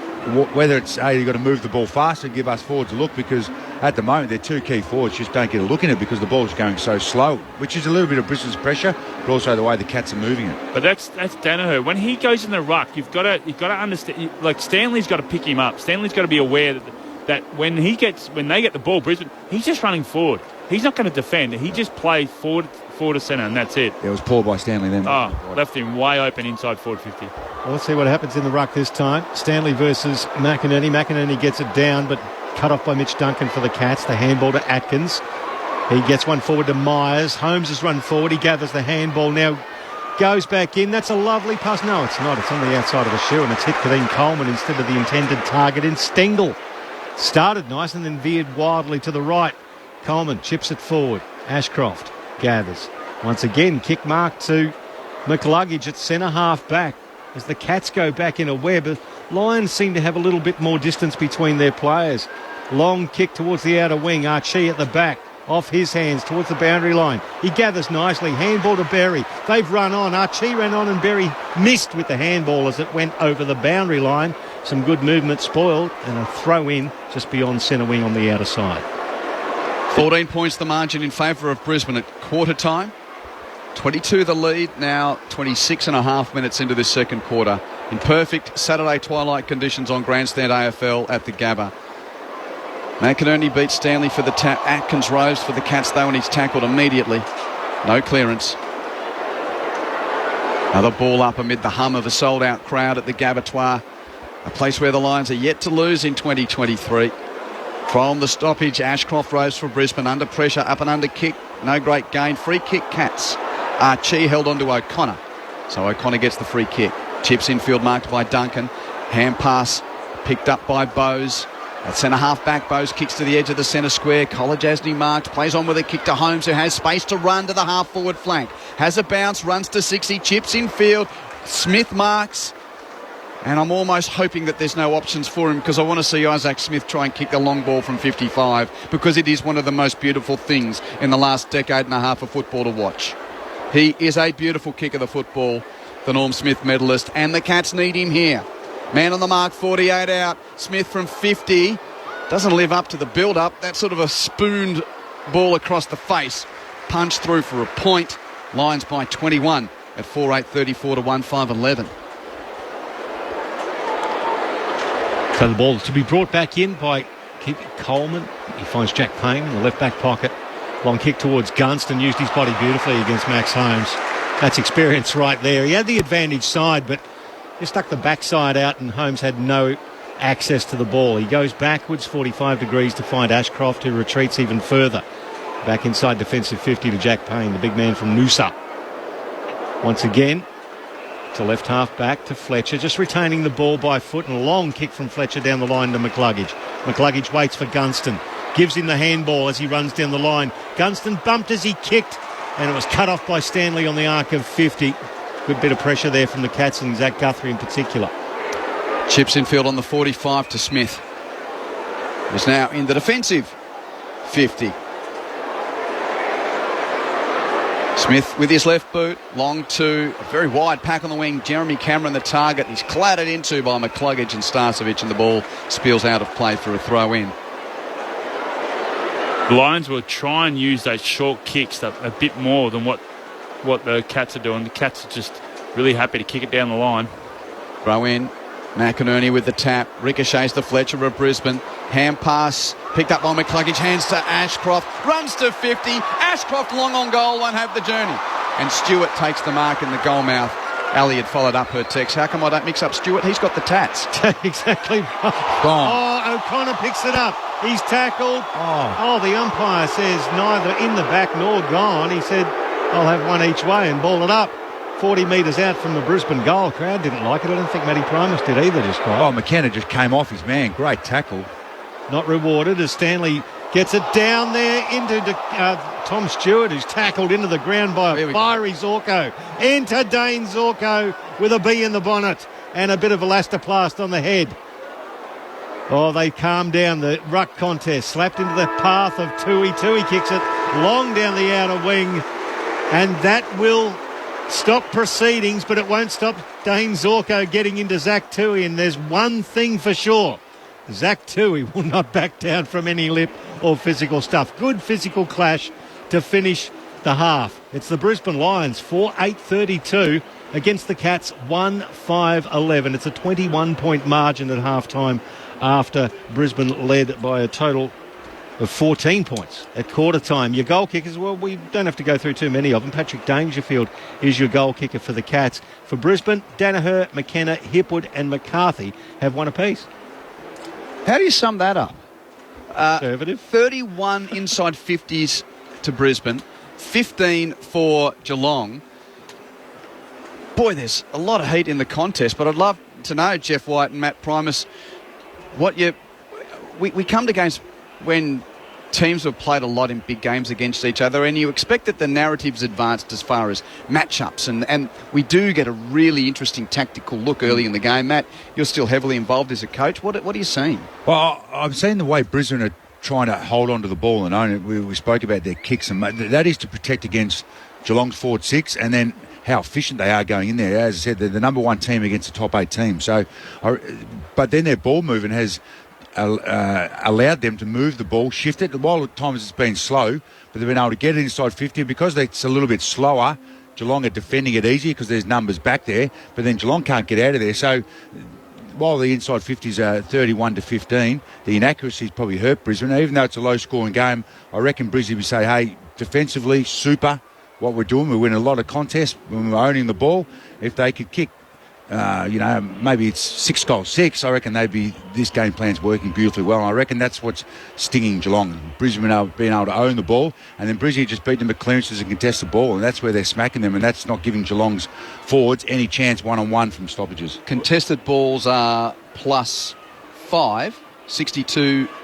plus 22. Plus 22, looking at the wrong column. 66-44, Matt. Yeah, 22 up for the Lions there, and the clearances are +11 at 23-12. And that's where they're getting their territory, and then they're bringing, as Whitey's mentioned a few times, Brisbane's forwards are bringing great heat, and not only allowing Geelong to move the ball like they had to. So there's a lot of confusion. Dangerfield then just spoke to the whole group before they went down the race. We saw Hawkins going down, speaking to the back six. So really interesting to see what Geelong try and do after half. They both play a really similar style of footy, and we know that the Cats, they just own Cardinia Park. They own that area. It's almost like a soccer pitch when we played down there before. But here, there's a lot more area to zone. You can't really squeeze in. So both sides are trying to own the corridor. And you look at the set shots that Brisbane have had. They've been really wide. They've been towards the boundary line. So the Cats, in a way, are probably going, hey, it's all right. They're not getting it in the V. They're not getting inside the forward V. They're not getting any marks inside, not too many marks inside their forward 50. But when they get the ball, Geelong, the defence of Brisbane just is really quick. Yep. So they're not allowing them to get those little chip kicks to Duncan and to Close. It comes up from the half-forward line. So they're not able to get their running game going, and then all of a sudden they turn it over on the halfway line, on the wing. Harris Andrews, bang, Wishko goes back inside. So it's, like you said, it's a chess game, Q, but it's definitely on the favoured side of Brisbane, because their ability to go from attack to defence really, really quick, better than what the Cats are at the moment. Jeff White and Matt Primus, your experts at the Gabba. Half-time, 21 points the lead to Brisbane. 4-8-32 to Geelong's 1-5-11. Dramatic day at the MCG, dramatic day at Docklands as well, but more so at the G, where Richmond came from 6 goals down late in the third term. They're in the 8 tonight. Liam Baker with a late goal. They beat the Hawks by a point. We'll get through the news and get reaction from the Tigers' rooms on the other side. But that final scoreline, if you missed it, Richmond 14 goals, 12-96 to the Hawks 15-5-95. That surge getting the Tigers possession of a spot in the 8 for the time being. Carlton, 10 goals for Charlie Curnow. Blues, 21 goals in all, 21-14, 140 to West Coast's 10-9-69. So 71 the final margin at Docklands. And we've still got the battle of the top 2 in Adelaide to come tonight between Port and Collingwood, and Fremantle and Sydney doing battle at Perth Stadium. In the Blues, NRL today... The Blues into the 8Q? At the moment, hold on. I don't think so on the live ladder. I reckon they are. Where's the button? Are you telling? Is that a Dorothy Dixon that I don't know the answer for? No. Yeah, they are. Okay, so Richmond and Carlton currently in the 8. That's right, because they go to 38 premiership points each. So they've momentarily pushed out St Kilda and Greater Western Sydney. Thank you, Jeff. He's got it with me as well. Yeah, nice Dixer there from you. I knew from your Matty. Smile to your face, Q. Yep. NRL today, Roosters have beaten the Titans 36 points to 18. Currently, it's the Knights taking on the Storm, and Newcastle at home, but the Storm in front through 12 minutes. It's 12-0 to Melbourne. Cowboys and Eels to play later today. 4 games in the Women's World Cup today. USA defeated Vietnam 3-0 in Auckland. Zambia and Japan into the second half. Still, there's a goal. Japan has scored in Hamilton. So these are the Kiwi games. Japan 1 leading Zambia 0. To come later today, it's England versus Haiti in Brisbane and Denmark versus China in Perth. But here, 21 points is the lead to the Lions at half-time. We'll be back after the latest from the ABC Newsroom.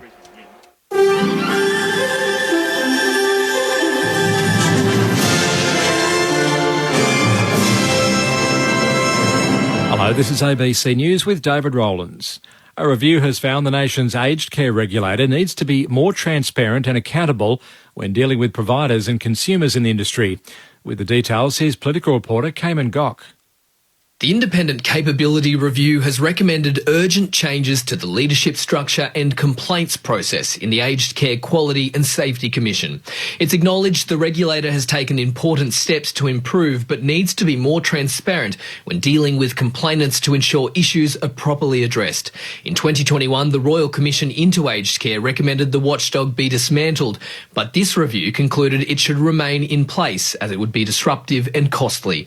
Aged Care Minister Annika Wells says the government will consider the report's recommendations.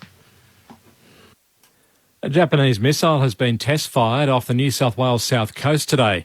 It's part of the military exercise called Talisman Sabre, being held across the country with 13 nations taking part. Exercise Director Brigadier Damien Hill says the surface-to-sea missile was fired successfully in the Shoalhaven area. Well, it is a land-based anti-ship missile. It's designed to fire from the shore and protect the homelands of whomever it's operating from. The South Australian Government has launched a campaign to reduce vaping and smoking by young people. It's produced advertisements highlighting the harmful effects of vaping and is aimed at people between 15 and 25 years of age. It follows an 8-week compliance campaign targeting retailers of vape products. The Health Minister, Chris Picton, says up to 8% of young people are vaping without a clear understanding of the health risks. Smoking going down and down, the number of people vaping is going up and up.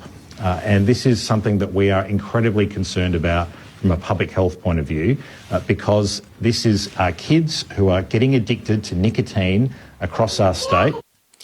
An elderly woman has been reunited with her pet dogs after they were taken in Melbourne's southeast overnight. Police say the two Shelties were in a SUV stolen from the car park of a swimming pool. A member of the public found the dogs wandering a nearby street and they were returned to their 79-year-old owner today. The car, however, is yet to be located. Hong Kong is strengthening radiation inspection of seafood imports from Japan ahead of the planned release of treated water from the crippled Fukushima nuclear power station into the Pacific Ocean. A Japanese news agency report says the tighter inspections have begun and customs clearance of seafood from Japan is facing delays. The Japanese government has confirmed that some shipments of seafood have been held up at customs in China. Tributes continue around the world for American singer Tony Bennett, who has died in New York at the age of 96. Sir Elton John says he was, without a doubt, the classiest singer and performer you will ever see. US President Joe Biden says his contribution to the arts will endure. Music journalist Jonathan Wingate was a close friend of Tony Bennett's and says he had a unique ability to move his audience. He sang with such an innate understanding of jazz music, but he took that into the mainstream. Jazz is not a mainstream genre, but he made the Great American Songbook appeal to successive generations. To sport, and Women's World Cup soccer tournament favourite the USA has beaten underdog Vietnam 3-0 in their opening match in Auckland. Vietnam started the game at a frantic pace, managing to keep the two-time defending champions scoreless for the opening 12 minutes, but it was all USA after that. Player of the match, Sophia Smith, played a big part in all 3 USA goals, including opening the scoring in the 13th minute by capitalising on a flick from teammate Alex Morgan. To AFL, and Port Adelaide get some key players back for their top-of-the-table match against Collingwood at Adelaide Oval tonight. They include Charlie Dixon, Jason Horne-Francis and Trent McKenzie, while captain Tom Jonas is being replaced by regular fullback Trent McKenzie. Port coach Ken Hinkley says the backlines will play a big part in tonight's encounter. We're a very good clearance side ourselves too, so there's some strengths on both teams, and ultimately the game will be won and lost in an area by one of the two teams. For us, whether it's clearance, whether it's transition, whether it's defence, they're all going to play a part in a really good and exciting game. Meantime, Richmond has come from behind to beat Hawthorn by a single point in a thrilling match at the MCG. The Tigers trailed by 6 goals in the third quarter before storming home in the final term to snatch victory. Tim Taranto starred for the Tigers, collecting 23 disposals and kicking 3 goals. The result lifts the Tigers into the top 8. ABC News. You'll always find top drama on ABC iView. Tell me what you got. Always intriguing with The Messenger and Smother. I don't know who to trust anymore. People think I'm a psycho. Always dramatic with Vandervalk and In Our Blood. She really doesn't like you. The world needs beautiful things right now. And always different with In Limbo, Bay of Fires, and so much more. I'm back for an encore. A surprise holiday. You'll always find the best drama. Happy. Streaming for free on ABC iView. The World Game is here. Great touch on the box, right foot strike, it scores! Unbelievable! The FIFA Women's World Cup 2023. Near the corner post on the left side, dribbles to the edge of the area, strike! Oh, it's in! What a wonderful goal! Live and commercial-free coverage on radio and on the ABC Listen app. Just look for the World Cup button. Kerr intercepts, dribbles into the area, Kerr strikes, the Aussie captain scores! ABC Sport, your home of the Women's World Cup 2023. Grandstand AFL. Now streaming every match on the ABC Listen app. Look for the AFL button. McCarthy flares it to McKenna. McKenna has a go from 51. What a kick. Connor McKenna wheeling onto his right. A rare entry into attack coming up for Geelong, who are yet to kick a goal through a quarter and 20 minutes. Closest kick to Dangerfield, mark 50 out. Danger takes a step and a half to steady, and Danger kicks the Cats first. 20 minutes into the second term. He stands the mark 50 out. McCarthy kicks to the pocket down the throat of Danaher. Well within range, but a tough angle, hard in the right forward pocket, only 25 metres out. Plenty of shots, not enough majors. Danaher tries to change that, and he's snapped beautifully. 2 steps in, field left foot, curling punt kick. Is Brisbane's 4th goal. The 2023 AFL season. On radio, ABC Sport Digital. And now streaming on the ABC Listen app. Big Saturday of footy on the national broadcaster. We are ABC Sport. This is Grandstand AFL. My name's Quentin Hull. You're at the Gabba. Great to have your company. Brisbane lead Geelong by 21 points at half-time. Lions 4-8-32, Cats 1-5-11. Earlier today at Docklands, the Blues by 71 over West Coast. But what a story at the MCG. Richmond coming from 6 goals down just before three-quarter time. Liam Baker with the late goal. Tigers won it by a point. Let's get into the rooms. Lauren Borden catching up here with Tigers veteran Camden McIntosh. I'm joined by Camden McIntosh in a very happy Richmond rooms. A big comeback win, quite remarkable. Can you just put that last quarter into words for me? Oh, it was just, we knew we had to take the game on and we had to step in and show some intent and pressure around the ball. No, it was just credit to the boys just to stay in it, know that anything can happen in the game. And yeah, if we keep showing up around the contest, and yeah, we could get the game on our terms. And you know, Matty, you've seen Matty come on as a sub in that last quarter, and he really sort of showed some energy with his speed and everything. Could have been the difference. I don't know. It's not a bad game, is it, to start when you're debuting? What are the other signs that you saw from Coulthard that you were really pleased with to keep composure as well in a game like this? Yeah, 100%. Like, we knew when he come on, he was just going to show some speed, pressure. He was going to blitz in, and when he come on, I know it's not ideal starting a debut game as a sub, but gee, he showed his intent and effort when he come on, and he was able to pressure the ball. It was awesome to see. You mentioned having intent in the final quarter in order to kick that winning score, but how do you balance that as well with having composure to also not let Hawthorn score? Obviously, you didn't let them have a goal in that last quarter. I guess when you're 6 goals down going into the last quarter, you really got to think, you know, we could either, you know, take the game on and, you know, take some risks, which we probably didn't do in the first half and that. So I think that's the sacrifice you got to make, you know, when you're in a position like that, is you got to really ask yourself, well, if we keep playing the way we are, well, we're going to be in the same position. So we had to change something up, took a few more risks. Yeah, some of them didn't come off, but I think that, you know, we started to get a bit of belief and, you know, we just backed each other in. So it was good. And when you kicked the goal to put Richmond within a goal, really, of winning, what were your thoughts then? Was that when you started to get a little bit more confident that you could get the win? Oh, I don't know. I was just, I rolled forward on my winger, and I don't know. I was just rapt to get that little bit of reward for effort and playing my role. But it was definitely special to kick the goal. The adrenaline kicks in. I think that games like that where the crowd really gets into it, I think the adrenaline really kicks in, and that's when the decision making comes into it. I didn't want to take my 30 seconds with the set shot because I knew we were still down. So yeah, it was good though. I liked it. There are a couple of late goals too. Baker got one in the second quarter very late. Bolton got one very late in the third quarter. It's quite amazing that kept you in it. Were you thinking that at the time, that those were the goals you were needing? I'm not too sure. We had a lot of missed opportunities with goals and that, and I think maybe we're probably thinking about that a little bit more so than those goals late in the quarters. Bakes kicked that unreal goal to win the game. It was unbelievable. But I think, we'll keep working on our goal kicking and that. We had more shots on goal. We had a lot of intent around the ball for the whole game. It was probably just the polish that let us down during the game. But, yeah, credit to the boys. We just hung in there and it was awesome to see. How much does it come into it that this is a must-win in order to play finals? Not a whole heap. Doesn't really come into it much. You're thinking about a whole lot of other stuff out there. And for me, I just want to nail my role. And I know if I can do that, it's going to contribute to the win one way or another.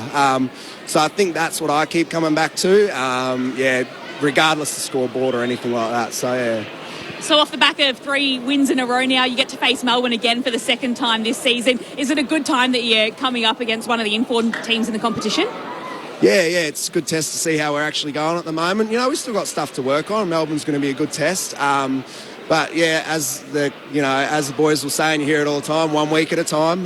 We'll work on some things during the week that we didn't do so well tonight. But come next week when we play Melbourne, we'll have a good understanding of how they play, how we want to play, and so it'll be good. Well, thank you for your time, Camden. Appreciate it. Enjoy your remarkable win. No worries. Thanks very much. Cheers. Good on you, Lauren. Great to hear from Camden McIntosh from the Tigers' rooms. It's building as a pretty big Saturday of football when you've got 2 of the big Melbourne clubs in Richmond and Carlton having victories to get them inside the 8 for the time being. The defending champs trying to prove that they're not done on a big road trip away from home.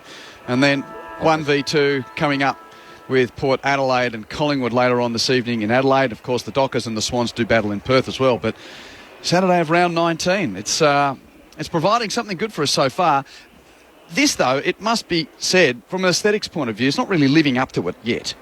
We've seen 5 goals in the first half. Brisbane lead by 21 points. When are the pawns going to get out of the way and we're going to see these action chess figures give us something to look at? Well, Geelong's midfield's got to get on top. So Bruin, Dangerfield, Duncan, Holmes, they've got to win more of the ball, the contested ball, the clearance ball, and give Geelong's forward 6 who can score, give them more than 15 opportunities for a half. So if they can generate 15 in this quarter, the scoreboard will start ticking over, Q, and give the fans and the commentators a little bit more. Won't it please the coaches? Well, might please Chris Scott, but not Fags. But their midfield has been beaten by Brisbane's, and until they get that right, they're not going to give their forwards enough opportunity to kick a score and put their backs under the pump. I think they've got to get some run from behind too, Geelong. When they hit those 45s, they've got to generate some runs from Smith and some of the half-backers. Just get some running, because what that does is, as you know, when you get that little hand pass, run from behind, it creates movement up forward. Because defensively they've been good. The Brizzy averaged 20 marks inside their forward 50 every game. They've only had 5 out of 31 inside 50. So defensively they're holding up pretty good, Geelong, but it's just too many numbers. Archie's had 15 possessions, McKenna 14, McCluggage 14. That's the leading group for Brisbane. Geelong led by Tom Stewart's 14, Mitch Duncan 13, and Brian Myers 12. 4-8 to 1-5. Brisbane by 21 points as we prepare for the second half of football in gorgeous Saturday night conditions now. We have officially exited the twilight and are into the evening. The natural light is gone. The floodlights are on. The sold-out sign is up outside of the Gabba, and the locals are hoping to keep their perfect record intact at home. What have the reigning champs got to throw at them in this second half? Michael Price. So Oscar McInerney is going to go up against Reece Stanley in the middle.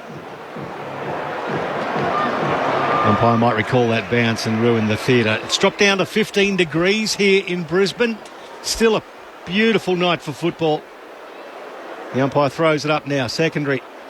McInerney, Den and Neal immediately claimed there by Tom Stewart, tracking him there. Tom Stewart starting in the middle too. Interesting. He's at the back of this stoppage. McInerney gets it down once again. Dangerfield goes in, just lays it down sort of rugby maul style for the halfback to pick up. But Dunkley was the halfback and got slammed there by his opposite number, and it's going to be another ball up. McInerney got it down. McLuggage in the front position. The handball out to the run of Wilmot, the speedster. Kicks it to right half forward. Gunston got separation. Well, couldn't quite take it with the one hand, but gathered it on the bounce. Went through a couple, showing Gunston of old, and then kicked it high at the boundary and over the boundary, out of bounds on the full. Stewart will take the free kick. So, Pricey, Stewart started on ball, then he just went straight back as the seventh defender. One of Geelong's forwards come up and played as the midfield for him, so they're trying to create some run by having a seventh defender. Stewart kicking for Jack Henry. Can't mark, but rode by Holmes at half back. Hands it to Zach Guthrie. Hands to O'Connor, and Geelong break.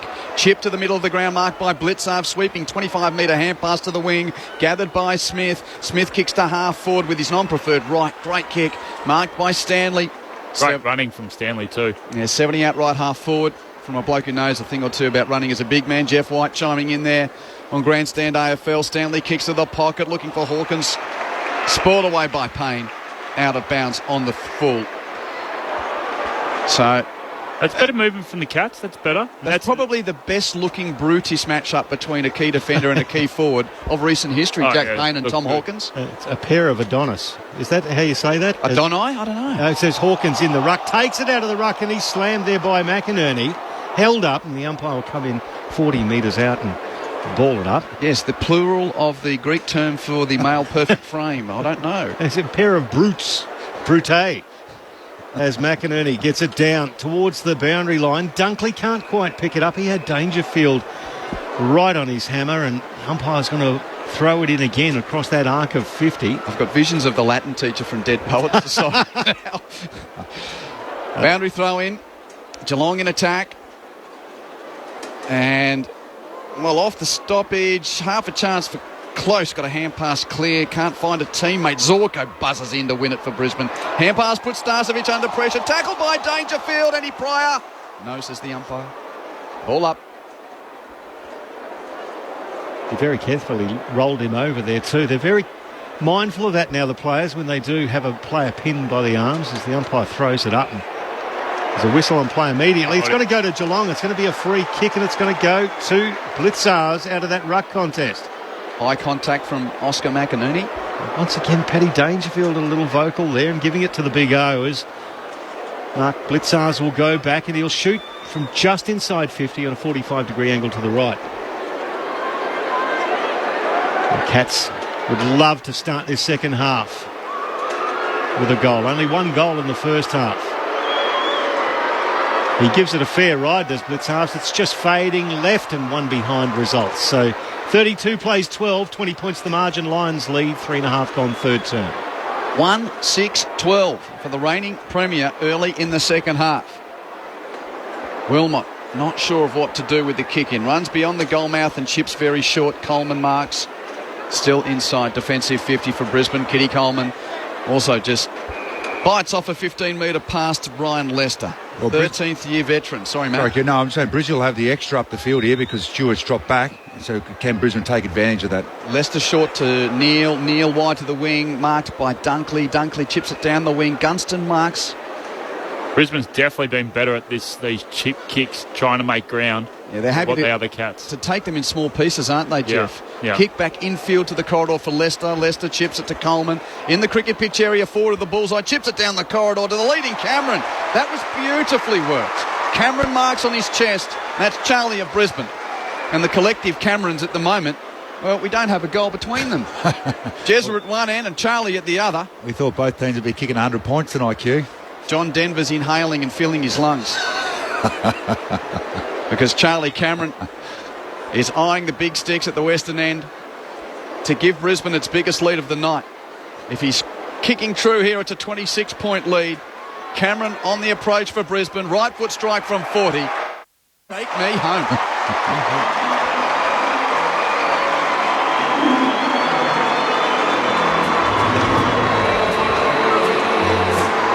I've been grumpy about it for so many years. I've thought I've just got to go with the mob.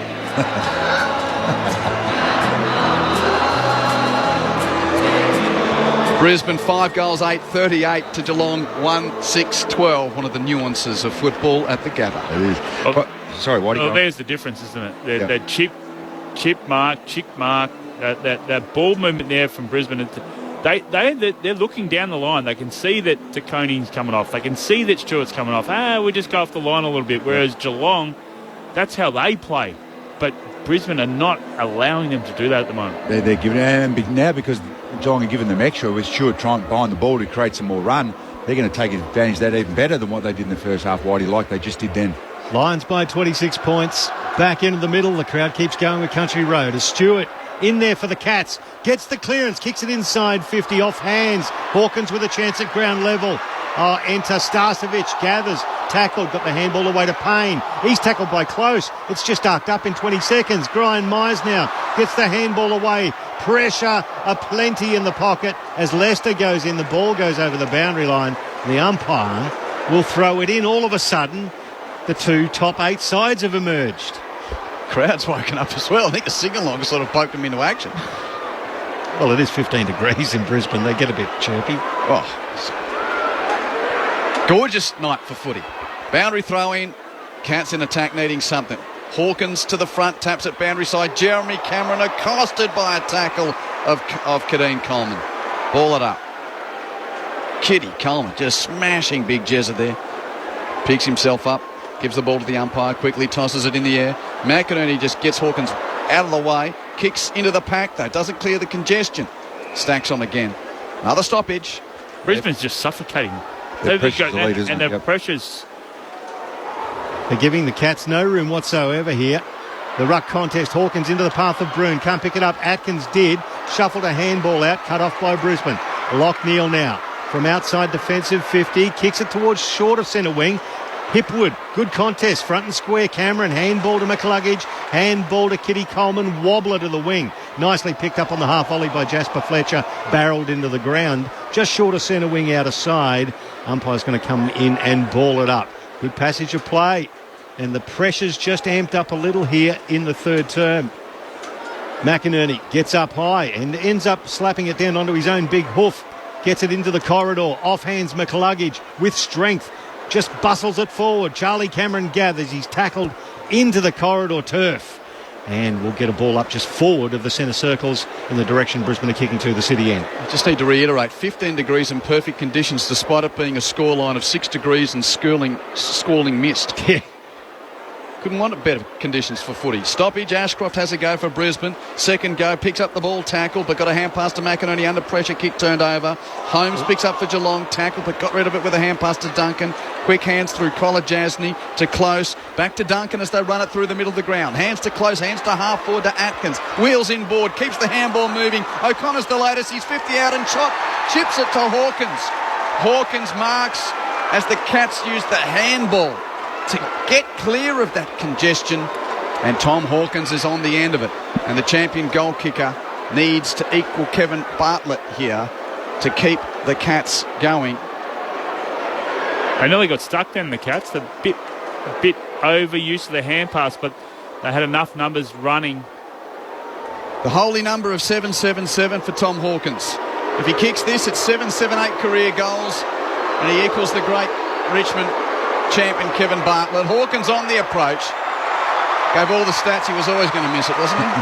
Off to the right. Missed it to the right. 5-8-38 plays 1-7-13. Brisbane by 25. Bad miss from the Tomahawk. That's how the Cats are going to have to play, though. They're going to have an extra up the ground. Tom Stewart behind the ball. They're going to have to handball and try and run and carry the ball rather than just kick a mark. They won't be able to get through Brisbane's spare back. 35th birthday yesterday as well, Tom Hawkins. He's only been held goalless once this year, and that was against the Gold Coast in round 3. As the ball's brought back in, the Cats are going to rebound, though. It goes back inside 50. There's a big chance. Big fly there from Ollie Henry. Front and square, Brian Myers. And Coleman's got him. Great tackle, not rewarded. Ball spills, Bose has it. Handball, Zach Toohey has a ping. Zach Toohey. What's he done there? He's kicked a behind, and the crowd don't like that decision, but one behind the Cats. That was just a horrible decision. It wasn't, well, the replay has just come onto the screen, which is why the crowd groaned, and Matty suggested it was. Ball back into play. Lions by 24 points. Starcevic to McCluggage down the corridor. Chip Mark now linking with Ashcroft. Kicks to half forward. Archie takes the grab. Too far out. Half forward from hands and knees. Hand passes to Hipwood. Runs to 50. Long left foot kick from Eric. Sends the Gabba into raptures. He's got two. And I sense the cracks are starting to open up in this contest, gentlemen. 30 points is the lead for Brisbane. 5 goals at 6-8 to 1-8. And Eric on the run has 2. That's deflating for the Cats, isn't it? They have a set shot in front and then Wooshka just so quick. Yeah, great spread there from Archie. Jeez, he's been lively tonight. He has, hasn't he? His speed and aerial stuff is great. But, and Tom Shaw, then he's just trying to get back, and that's allowing, they're all folding back the Cats, which is allowing Brisbane's run to try and get them. And as you mentioned, Q, if you want to give up something, they're giving up an extra midfielder to get a spare back. Brisbane's taking advantage of that, and that's why this game may open up both ways. And it certainly looks that way for Brisbane at the moment. Cal Archie, the inclusion this week, along with Josh Dunkley, just re-signed a contract until the end of 2025. One of 3 Lions to do so. James Madden, the Irishman, and young Henry Smith, the ruckman. So he's buoyed by that extra contract time. Back into the middle. McInerney gets it down. Dunkley, under pressure, tumbles it towards right half forward. It was well read by Jack Bowes, the former Sun, takes it against Ashcroft. Looks immediately down the corridor. Aggressive kick finds Brian Myers on the centre circles. He gathers, plays on, handball to Atkins. Atkins, long one inside 50. 2-on-1. Cameron goes back with the flight. Brilliantly done by Ryan Lester. In a 2-on-1, he went backwards with the flight, punched it away, and it's going to go over the boundary line. And there's a bit of a conference there, but the umpires will throw it in the right forward pocket for the Cats. Tossed in. McInerney and Hawkins both miss it. Out the back, Atkins overruns it for Geelong. Still on the deck. Stengel arrives with McKenna, neither pick up. Stengel receives a hand pass from close. His hand pass turned over, though, stolen by Archie of Brisbane. Hands it to Andrews from defensive 50. Andrews kicks to the wing. Bounces for Charlie Cameron. Happy to gather and look backwards. Kicks backwards. 30 metres backwards. Back to defensive 50 for Archie. Archie will kick it back to Cameron, who's 15 metres closer to him. A good work rate from Archie too. He's a half forward, so... As you were saying, Q, if you're not at the ground, you don't see the fact that Charlie had to peel back and he had nobody to kick it to. Intelligent footy, as Wilmot has it now at right half back. And the Cats... How do you explain footy to people when you can say last week Brisbane conceded 4 goals in the last 10 minutes, yet through 2.5 quarters here, the reigning champs have kicked 1 goal against them? Well, perhaps they've fixed up that little bit of their game. Well, maybe it's as simple as that. They've learnt their lessons, Michael. That's how you explain it. Thank you. Rayner. I just had nothing else for you, Q. Rayner tackles Dangerfield into the ground.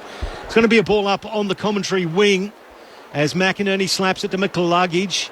He ends up having to go back and get it himself. Atkins put himself in, though. Pinched the ball, got the handball away to Myers, but you're talking 10 players in 2.5 square metres here. This is contested footy.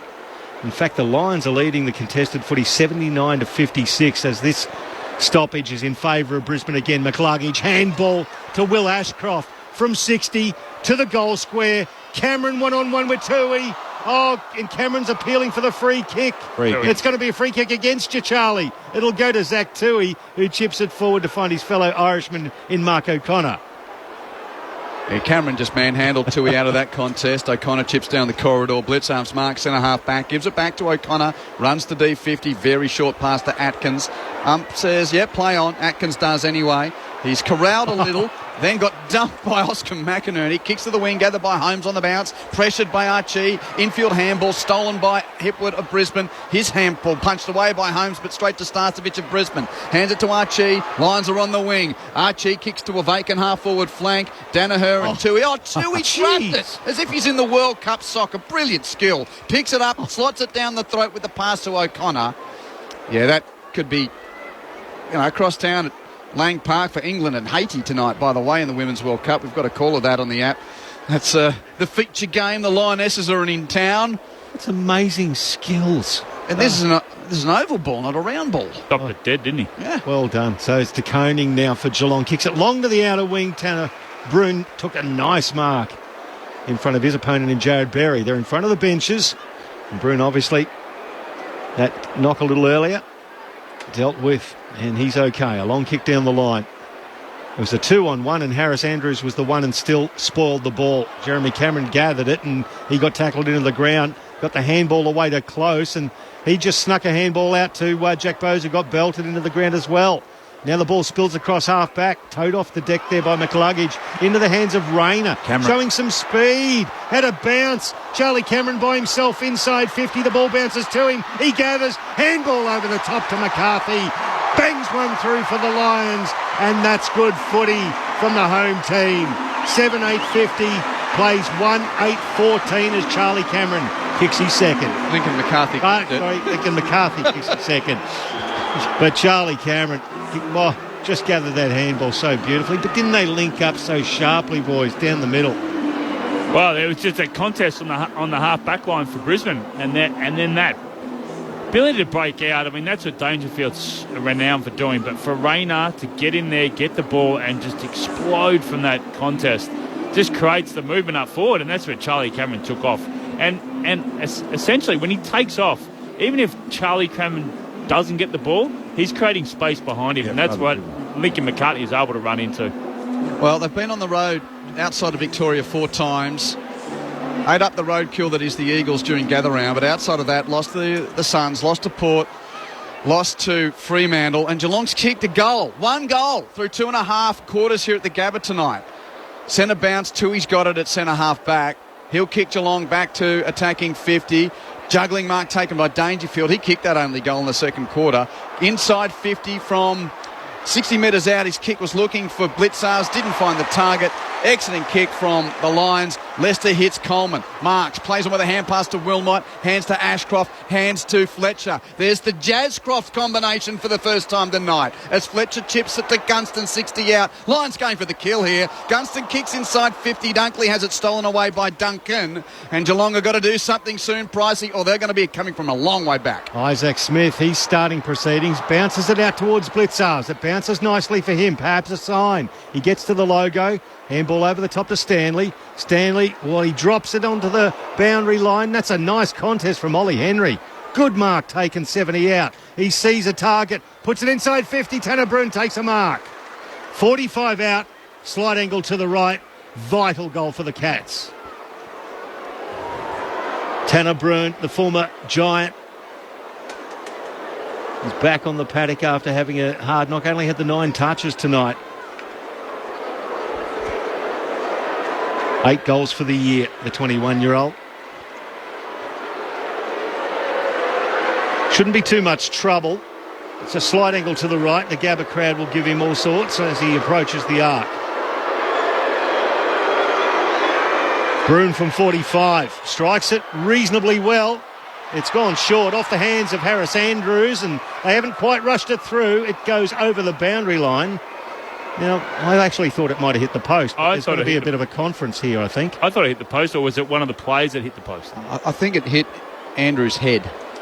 Well, all 3 umpires, there's 3 different opinions, and let's see the 3 different opinions of the umpires as they gather for a conference on the goal line. We'll go back for a review regardless.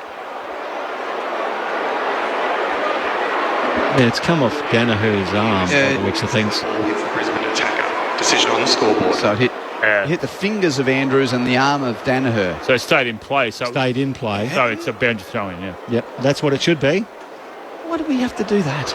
Well, we worked it out before they did, and we had 3 different opinions. So do they. At 36 points the margin, there'll be a throw in the left forward pocket here. Brisbane leading this one, and the Cats are pressing. They've only got the 1 goal on the board, the visiting side. The throw in. Drops short. Blitzars can't pick it up. Starcevic overran it. Dunkley goes in. Handball to Danaher. Immediately onto the left boot and out of bounds on the full. It's coming back. The Cats will take a free kick. It's going to be with Tanner Bruhn. He goes laterally and finds Mark O'Connor. The Irishman is 70 out. Every player on the paddock in front of him, Q. It is a hot mess down there. It's been a suffocation of the Cats. O'Connor kicks to the pocket. Chance for Cameron off the pack. Tackle dispossessed, holding the ball. Kadeen Coleman continues this Lions strangulation at the Gabba. We've seen them rip and tear against teams, but this is an amazing chokehold on the reigning champs. Kick goes to left half back. Danaher takes the mark. 23 inside 50s for Geelong for 1 goal 8. And they trail by 6 goals. That's astounding, isn't it? 20 minutes into the final term. Danaher from left half back. Long kick to a pack on the wing. Goes beyond the pack. McCluggage rows for Brisbane. Has a bounce in cleared territory at half forward. Stops, props, chips towards the forward line. McCarthy running hard to get to the bouncing ball, but he can't before it's seen out of play by Jack Henry. Throw in. Deny the team's possession and forward movement. Pricey and Matt. Yeah, Good way to stop them scoring. Yeah, they just have nothing down there, the Cats. Every time they get the ball, it just feels like they've got 3 or 4 Lions players on them. So the throw in. Well, it's slapped into the arms there of Jack Bowes. Can't get the handball away. In fact, it's cut off. Lockie Neal. His kick semi-smothered. Gathered by Dunkley. Oh, handball back to Jasper Fletcher. From 45, the young man, under a bit of pressure, puts it wide, one behind. 51 plays, 14, 37 points the margin, 21 gone third term. Geelong bring it back in quickly. Did you like that moniker that they made up last week when Fletcher and Ashcroft kicked sort of similar goals? The Lions fans have come up with Jazzcroft. Reckon it'll stick? Here's De Koning at right half back for the Cats from the inbound. Long kick to the wing. Well, Danaher went tumbling out of the contest. Doesn't matter. It fell in the lap of Andrews anyway. And another Geelong kick from half-back to halfway ends up in the hands of Harris Andrews. Chips it backwards to Starcevic. Under pressure, his kick across the face of goal is marked by Jeremy Cameron. That was a mistake from Brandon Starcevic. Great pressure there from Stengel. Yeah, that's a good point, Jeff. And it's given Jeremy Cameron this opportunity to kick Geelong's second goal. First shot on goal for the night for Jeremy Cameron. Yeah. Collective Camerons are at 1 at the moment. 1 to Charlie.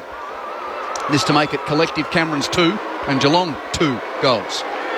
Jeremy Cameron. This is where key forwards earn their money. 40 metres out, directly in front, and Cameron kicks a much needed goal for Geelong. 22 minutes third term. Lions by 31. Brisbane 7-9-51. Geelong 2-8-20. I think they still need to get Jeremy Cameron up the ground. That's when he's lethal. When he goes up the ground, he goes up towards the wing, so he's half back line, and then he whooshka. He does the. But they're just not winning the ball, so they're not allowing that to happen. And when they get the ball, it's slow. They're not taking any risks. There's no flow from behind. So then they kick it long, and who's there? Harris Andrews. So I reckon they've still got to try and keep persisting with that, though. I mean, that's where Cameron's his strength. That's where Gary Rowan comes really handy for him as well, because he can do that as well. Yep. Becomes very vital. And those late to the broadcast, he was the late out after hurting his ankle in that win against the Bombers last week. Zach Tui coming in. They are the masters of the late changes, the Cats, aren't they? Back into the middle. Masters. McInerney versus Blitzarves. I'll give that one to Blitzarves. Promoted it forward. Cut off by Berry. The handball back inboard to Dunkley through traffic. Now Dunkley, the handball out wide to the logo to Kadeem Coleman. The left foot inside 50. Bouncing towards the lead of Charlie Cameron. Dealt with, couldn't pick it up. De Koning did well. Gathered, got the handball out to Isaac Smith. Calmly, he negotiates his way through traffic and chips a little wedge to Jack Bowes. Right half back. He stands and Smith keeps going, so he honours that with a handball. The long left footer from Smith into the path of Brian Myers. All of a sudden, the Cats are 70 from goal. Myers laterally across the arc and hits Patrick Dangerfield right on 50. This is in Paddy's wheelhouse. He'll go and have a shot. So there's the difference. The first half, when Jack Bowes would mark that on half-back line, he'd stand, go back on his mark, kick down the line. Then he took a risk, hand pass it. They've done that a few times this quarter, the Cats. So obviously a message that they spoke about at half-time about getting run from behind. Paddy Dangerfield scored the first goal of the match for the Cats in the 19-minute mark of the second term. From 60. Let's go. He strikes it very, very well. Patrick Dangerfield. That is art. What a magnificent kick for goal. 7-9-51, plays 3-8-26. 25 points the margin, not insurmountable. 25 gone, third term. I reckon they spoke about how Brisbane were able to let Melbourne back into the game last week. Do you reckon Geelong might have spoken about it? They would have touched on that during the week, I reckon. There's no doubt they've tried to played quicker this quarter, haven't they? Oh, yeah. Which has opened themselves the other way, hasn't it? Because Brizzy are then able to get them on the counter-attack, but it's given them better looks and their better players more looks inside 50. But that's their strength from the half-back line. When they get their ball rolling, like Smith was involved twice then.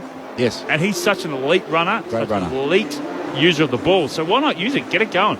They had nothing like that in the first half. Nothing at all. Jeff White and Matt Primus with you. 2 in a row for the Cats. Keeps it interesting as we are in the shadows of three-quarter time. 25 points is the lead to Brisbane on Grandstand AFL. Centre bounce. McInerney and Stanley tangle. Clearance. Well, Neil has a go. Tackled off it by Stewart. Half a chance for the man bund Mullen, who's into the game. Tanner Brune's been subbed out. Yep. Mullen's into the game. Stoppage. He was tackled. Still in the middle. Try again. Farmed out by McInerney to Berry. Rush kick to half forward for Brisbane. Stolen by Zach Guthrie of Geelong. Hand pass to Bowes. Has a bounce at right half back. Runs to the wing. Kicks Geelong to half forward. Blitzarves leaps. It went beyond him. He misread it. Picked up by Neil of Brisbane on the bounce. Hand passes to Payne. Payne's exiting kick. Sets a task of Hipwood. He's got two against him on the wing. Met by Stewart. Hipwood tackles him. Stewart's hand pass turned over. Wilmot has it at right half back for Brisbane. Under pressure. Rush kick underneath Tui and Rayner. Neither mark. Rayner roves. Runs backward to the wing to create space. Hand pass to Wilmot. Kicks towards Danaher. Got a couple against him. Can't mark on attacking 50. Ball at ground level. Henry for Geelong. Tackled by Danaher. Ball up. And among all of that, there was a Brisbane player down. It was Hipwood. I think it was Wyndham when he was that tackle attempt on Stewart, half back line. He was just getting his breath back. The physio helping him out there. He's jogged off now. The umpire throws it up at right half forward. McInerney to Neil. Beautiful ruck work and roving. The handball from Neil to Rayner was good. Rayner turned it over. Now Blitzarves. Henry's handball was dodgy. The crowd didn't like it. Thought it was a throw. Blitzarves tackled into the ground by Dunkley. And it's going to be a ball up on the arc of 50. Crowd starting to get involved. The Cats are only 25 points away. Umpire throws it up. McInerney down. Fletcher. One arm held. Got the other arm with the foot. Ball down to his foot, I should say, a couple of metres away. Rode by Fletcher. The handball down to Rayner. Onto the run of McKenna. Confronted by Stewart. He's lost the ball. Danaher picks it up, goes one way, the other, confused himself. Handball back to McKenna. Off one step, the Irishman to the top of the square. Gunston and Cameron with the fly. Towed out of the way there by the Cats. And it's going to be a race to the boundary line. Dunkley and Smith. Dunkley won it. Gathered. Handball back to Coleman, back to Berry, who retreats back to the wing and finds his good mate in Harris Andrews. Everyone kicking it to the wing wants Harris Andrews. Either Geelong going forward or Brisbane going backwards. Andrews runs around Hawkins. Kicks Brisbane into attack. Big pack in the pocket. Out the back, roved by Jack Henry for Geelong. A high clearing kick is out of bounds on the full. 55 metres from goal, and Kadeem Coleman is the closest line. He is not without a chance from here. Minute to go too. The Cats don't want to concede one here. Doesn't go for goal. Coleman chips it to the pocket. Rayner has to leap from behind to spoil road by Dunkley. Hand pass into the corridor for Danaher. Hands it out the back. Misses the target. Stolen by Mullen to the Cats. Here they go. Hand pass through Blitzarves. Hands to Duncan. Duncan doesn't go corridor. Wide with the chip. Marked by Stangl. But there's now a swarm of players running to the school end. Kick towards the wing. Close ball off it by Harris Andrews illegally. Free kick to the long-sleeved close just forward of centre wing with 40 seconds left in the term, Pricey. So close goes long. Inside 50. Blitzarves off his hands to the boundary line. Oh, just out of the reach of Isaac Smith, who was hitting it at full pelt over the boundary line. We're going to throw in 40 metres out. 25 points the margin. The Lions leading this one. Crowd getting involved late in the third term. 2 goals in a row to the Cats. Pricey has just kept the interest in it. And the Gabba faithful, and even the Cats fans making a bit of noise. Throw in late in the third quarter. Geelong in attack. Tui picks it up. Tackled immediately by Dunkley. Umpire says, mine. Is it the Geelong? Yeah, there was a bit of that. And? Bit of that, Whitey. 22 seconds left. McInerney spikes the stoppage clear. Picked up by Berry. Whacks it out of defence for Brisbane to the middle of the ground. De Koning's first to meet it. He's at centre half back. Kicks very wide. Marked by Stanley, and there's everyone on the interchange saying, pointing, go, go, go, go, go. They're running out of time. 5 seconds left. Kick towards half forward. Fly from Blitzarves. Can't take the mark. And that's the end of the action of the third term. And Geelong, you sense, finally getting a little bit of traction in this game. They've kicked the last 2 goals, but they've only kicked 3, and we are now at three-quarter time. But the margin is just, in inverted commas, 25 points in a low-scoring affair. It's been a weird old affair between two teams that have played a lot of big games in the last couple of years. It's like the 5th instalment of some type of heavyweight fight where everyone knows the old tricks, so they're just taking a time to get to the money rounds and see who can land the knockout blow. But it's Brisbane leading it 7-9-51 to 3-8-26. Lincoln McCarthy has 2 goals. Eric Hipwood has 2 goals. And the 3 singles for Brisbane to Charlie Cameron, Connor McKenna and Joe Danaher. While for Geelong, Pat Dangerfield's got 2 and Jeremy Cameron has the other. Scoring progression looks like this. Quarter time Brisbane by 14. Half time Brisbane by 21. Three-quarter time Brisbane by 25. That after Richmond beat the Hawks by a point. Carlton beat West Coast by 71 points. Tigers and Blues both inside the 8 for the time being. And 1v2 coming up later on this evening at the Adelaide Oval. We'll touch base there in a moment. Fremantle and Sydney also to do battle at Perth Stadium. Hope you're enjoying your Saturday of sport. This is Grandstand AFL. 45 nominations. That's a lot. That's how many the ABC has received in the 2023 Logie Awards. If you have a favourite ABC show or a presenter you think is amazing, you could show them some love by voting for them and helping to convert those nominations into wins. Vote for your favourite ABC programs, presenters and actors in the 2023 Logie Awards. Simply head to tvweeklogies.com.au. Grandstand AFL. Now streaming every match on the ABC Listen app. Look for the AFL button. Because Charlie Cameron is eyeing the big sticks at the western end to give Brisbane its biggest lead of the night. If he's kicking true here, it's a 26-point lead. Cameron on the approach for Brisbane. Right foot strike from 40. Take me home. Archie takes the grab. Too far out, half forward. From hands and knees, hand passes to Hipwood. Runs to 50. Long left foot kick from Eric. Sends the Gabba into raptures.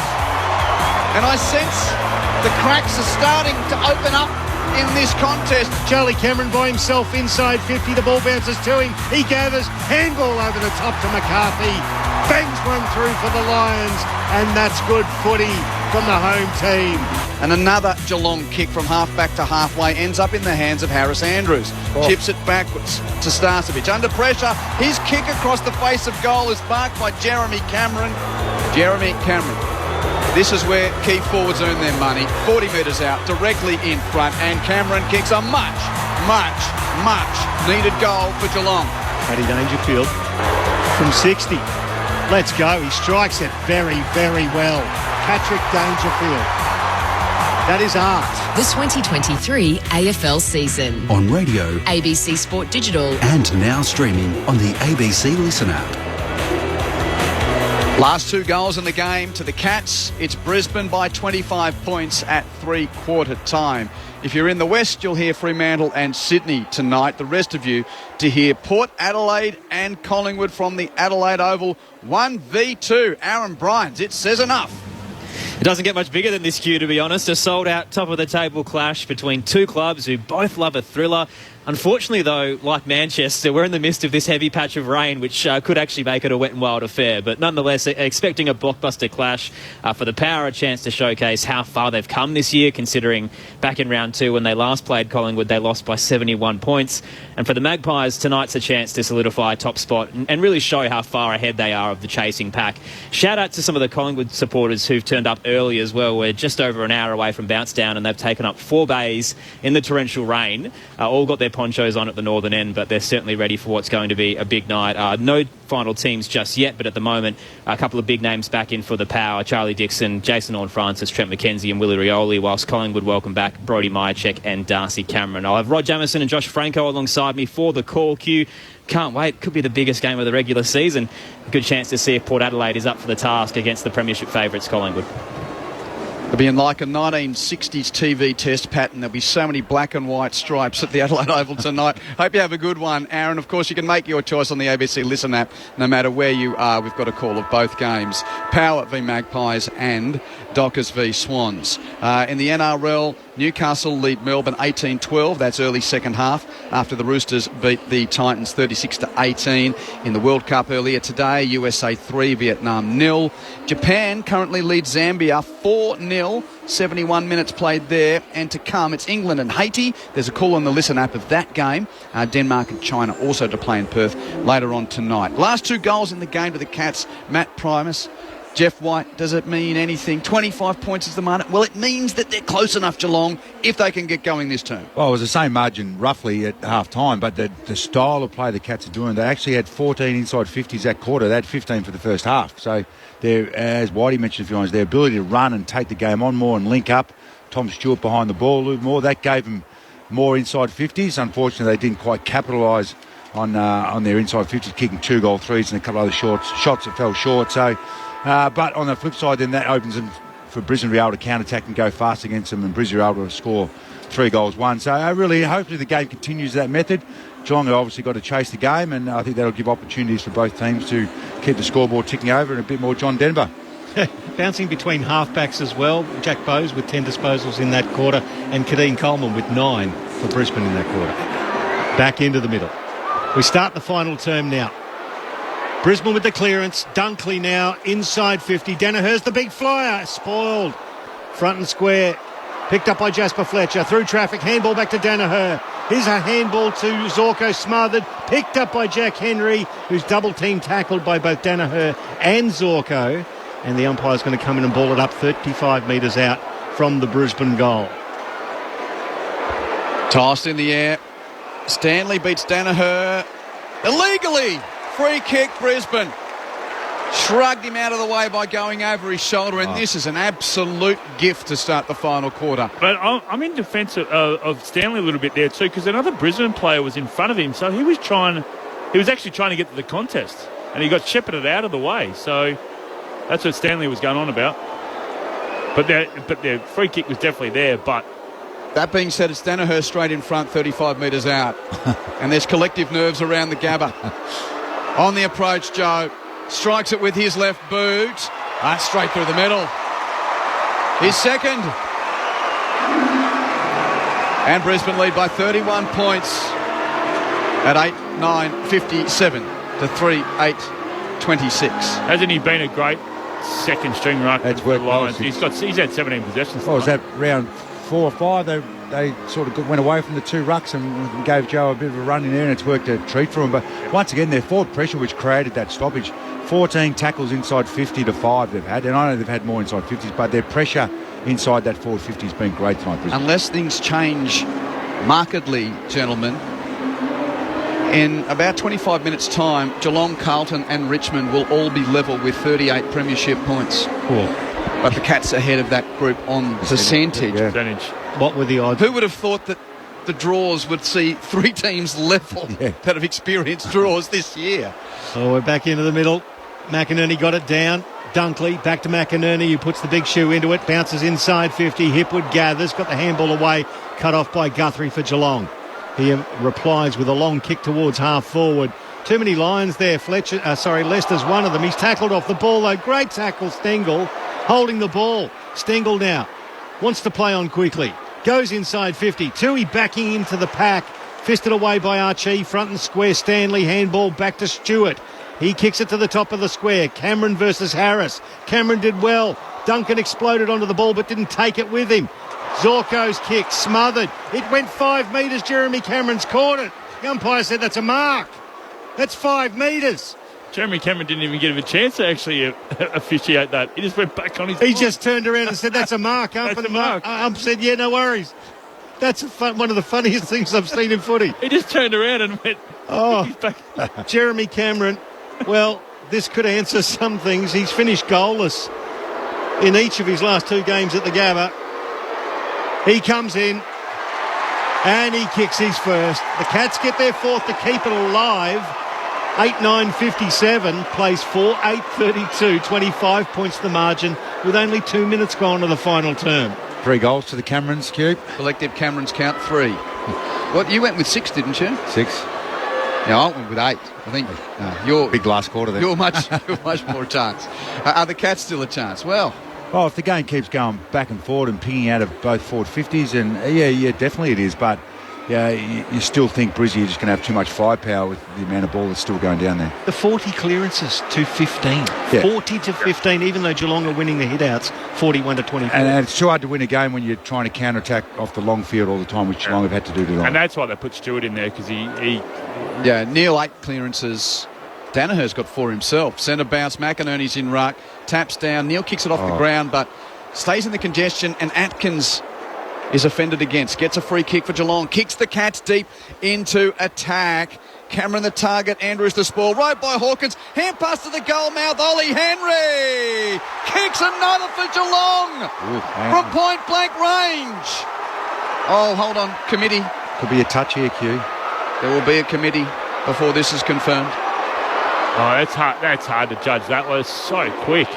The goal umpire was so close. No, because Dunkley came across him. Yeah, across his leg. Kicked it between his hands, I think. His 2 hands. Yep. That's gone between the big sticks twice. Yeah. Between the outstretched arms of the defender in Dunkley. No, it's hard to judge that one. Review complete. Looking at these angles, we can see there is a gap between the ball and the Brisbane defender. Yeah, goal. And 19 points. 19 points, the margin. After a moment ago, it was 31. Cats get 2. Liggety split. What happened last week? The timepiece has gone on the blink. So I'll refer to the champion data computer and tell you that we have played. Oh, Gabba scoreboard. 5 minutes of the final term. Brisbane 8-9-57, Geelong 5-8-32. Ollie Henry's first goal of the contest. Yeah, they're trying to sort out the time, aren't they? Yeah, centre bounce win though, so it gave their forwards a one-on-one opportunity, and they've got enough talent down there to generate a shot. So a big centre bounce here for both teams. But Atkins played on quick. Got the ball inside forward 50 really quick. Well, that's ignited the contest. The Gabba crowd buzzing here as the umpire's just being held up by the host broadcaster. He's got the light ready to go. Okay, the umpire's ready to bounce it in the middle of the Gabba. McInerney versus Stanley. McInerney got it down. Neil, the first there. Handball McLuggage, who gave it back to the outside to Wilmot. He gathered his handball semi-smothered as he tried to find Archie. Zach Tui got back there, but they've had to retreat beyond the wing back to half-back. Cut off by Guthrie. Handball back to Tui to the run of Guthrie. Well done, Cats. Guthrie's long left footer to right half-forward. Oh, Duncan! What a beauty, a traditional specky right on the boundary line. Mitch Duncan, 70 metres out, kicks it towards Ollie Henry. 1 touch, 2 touch. Has he been paid? The umpire said yes. That's a mark. Double grabber in front of Harris Andrews, and Ollie Henry has taken it 45 metres out, but he's almost in the first row. He has to go right back. He'll have to kick it from 50, but outside the boundary line. You just put it at the top of the square, would you? Yeah, I wonder if he's going to have a shot here or... Well, he's shaping up as if he's going to have a shot. There's plenty of tall timber down there. Hawkins and Cameron. Ollie Henry from the boundary has a red-hot ping. He hits the post. Oh, boy, that was close. 57 plays 39. It is 18 points the margin, and we've only played 7.5 of this final term. Plenty of time left. 3 goals in it. As Kadeen Coleman is contemplating the state of affairs before sauntering beyond the goal mouth. Kicking long to right half back with the inbound. Through the hands of Fletcher, roved out the back by DeConing of Geelong. Chip to attacking 50, misses the leading target close. Wilmot chips into mark for Brisbane. Kicks across half back. Starcevic marks. Goes back on his mark quickly. Chips it to Archie, a low ball. Archie goes low to mark it. Between the arc of 50 and the edge of the centre square at centre half back for Brisbane. Archie chips conservatively to left half back to Wilmot. He's got the conservative option of Payne and takes it with a chip pass. And Jack Payne just forward of left half back. And now we've sort of gone from Russian roulette back to chess again for a moment. Long kick from Payne now to the contest. In front, College Asney. Got to the front of the intended target, Duncan, and takes the intercept mark for Geelong. Sets the Cats back to half forward with a high kick to a pack. Blitzarves! Great hands. He had Starcevic all over him and takes a great clunk. Two kicks from goal. Oh, and he wheels back inboard. Long left footer, straight at the goal square. Jack Payne, big punch. Front and square was McCluggage, tackled off it there by Dangerfield. Let loose the ball. Hawkins picks it up. It's a scrubber to the top of the square. Going back there for Brisbane. Link McCarthy gathered nicely. He measured a kick to Danaher. He's 55 away from the Cats' goal with his back to it. Chips it, beyond the leader of Charlie Cameron out on the outer wing. Kolajasny picks it up. He's tackled by Cameron, loses the ball. Brisbane with a chance again. Free kick. No, it was a free kick. Geelong player scragged off it. And it was Isaac Smith by his opposite number, Jared Berry. Will get the free kick on the outer side. Oh, we've Lions been here fans so don't like many it. times, Pricey. This mob's about to get grumpy. You can just tell they're about to get It's grumpy. about to fizz like dropping a Mentos into a bottle of They cola. hate the Cats, this lot. They've played so many big games tonight in preliminary finals. Kick infield to Bowes. Bowes kicks long to Geelong for 4 forward. Out the back. That doesn't get there. Ryan Lester takes a mark at full back in the time of need for Brisbane. If you've just joined us, it's been a really bizarre old game. Brisbane dominating possession and stoppage, but it's only 3 goals the difference. Finally, it's opening up at the Gabba. Exit from defensive 50's good. Hipwood presents in the middle of the ground. Marks on his chest, just forward of centre half back. Kicks it beyond the bullseye, looking for McCluggage. Can't take the mark under the late spoil of Dangerfield, and Danger wins the crumb. Hand pass to De Koning. Hand pass to Stewart. Stewart hands it back to Stanley, back to Stewart. And now from centre half back, he kicks to the wing.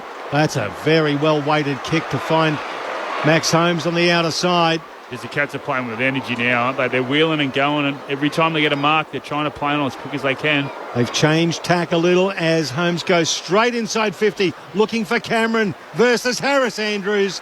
And Andrews wins with the big left fist over the boundary line. We'll get a throw in 50 out. Cats in attack again. They're only trailing by the 3 goals, and they are pressing hard. And they're winning the contest too, Whitey, so they're getting that, and then they're taking a few more risks, and Brizzy are a little bit down in that area. Boundary throw in. Stanley first to it for Geelong. Spikes it back towards the boundary. Close tries to pick up. Can't. Starcevic has a go. Pushed off it by the pressure of Duncan. Umpire comes in. Ball up. And Brizzy got to remember what got them in the lead. They were tough at the contest, then they own the ball. They're getting caught up in playing too quick with Geelong too, which is costing them. Well, they don't want to go into their shell, which happened last week, Matt.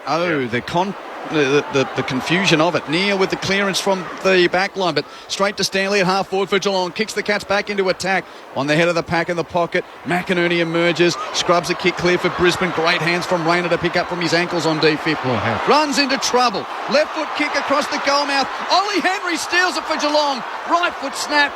Not enough curl. And he probably tipped maybe only 50% of the time that he had. Didn't realise he had more time. Ollie Henry misses. 17 points the margin in favour of Brisbane. What I mean, they're playing too fast here. They're not owning the ball, facing forward and short kicks after 1 or 2 seconds. They're just wanting to play quick and kick it long, and that's playing into Geelong's hands. So Will Ashcroft now has it at full back, and he goes just across the face to Jack Payne. So you can still move the ball forward like they are here. Just keep going forward by kicking and mark it. Geelong can't get at them then. So it's Payne to Lester, Lester to Kadeem Coleman at left half back.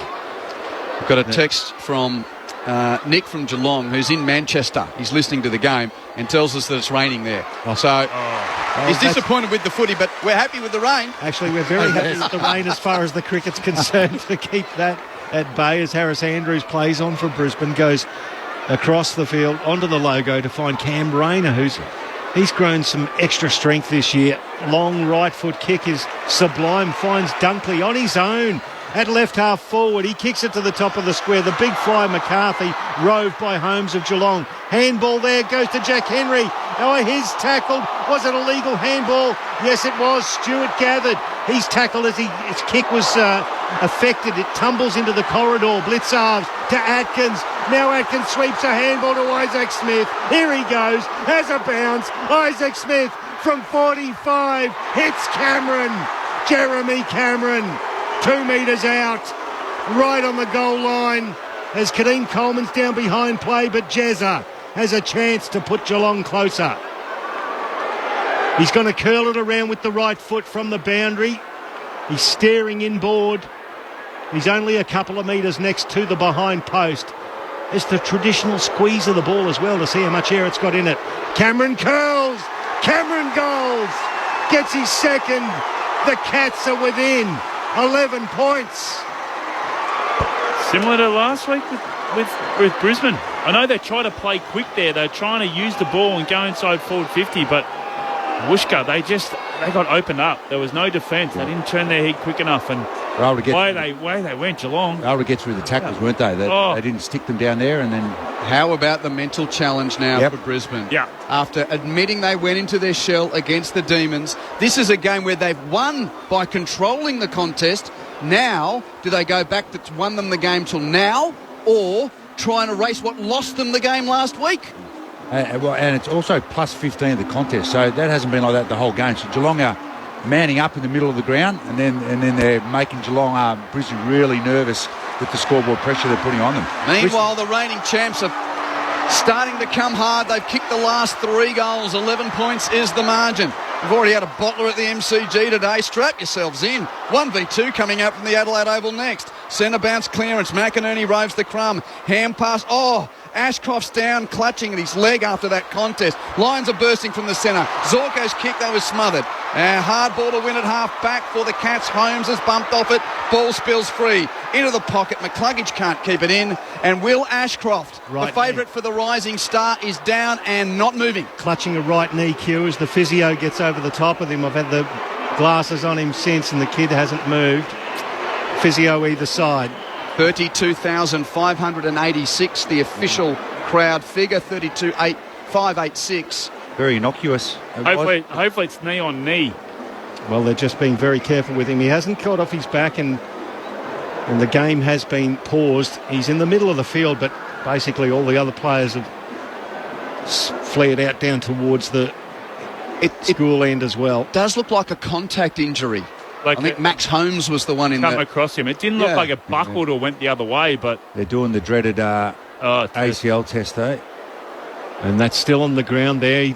There's the test. He's got his hands tucked behind his head. He doesn't look like he's in significant pain, but that's that test, Matty Primus. Could be a medial, maybe. Let's see if he can walk. Can he put weight on it? Well, you don't know whether this is a good or a bad sign. If they're doing that ACL test, if you've done the ACL, you can walk. If it's something else, you can't. Yes. And he's walking off the ground. Well, that's under the assistance of the trainers. I just didn't like how he grabbed it immediately. He immediately had his hand either side of his knee, Matty Primus, didn't he? And that's a sorry sight. He's one of the red-hot favourites for this Rising Star Award, the father-son pick, son of Choppers, and as he's going back towards the benches, and you see Kai Lohman, who's actually now warming up on the cycle on the bench for the Brisbane Lions. If that's anything other than a ruptured ACL, he's walking very freely for a guy that's now going to the bench. Well, we can only describe what we see, Pricey. Yep. Umpire sneaks a throw in. McInerney got it down to Gunston, kicked it towards Archie. Oh, he pulled that out of nowhere. What a stretch. Cal Archie. 25 out directly in front. Gee, he's been good tonight, Archie. He has. There's so much energy. He's been in the forward line, but he's been down the back. He's been across half back. He's won his inside ball, and what a mark at a crucial time of the game. 20 disposals he's had. Which is very high for him. He's not a big possession winner, but he's been terrific tonight. 3 clearances, 5 tackles. So Cal Archie leans back and pops it through for Brisbane. They get right around him as well. He signed a new contract last week till the end of 2025. And he gets the Lions' 9th goal, 9-9-63.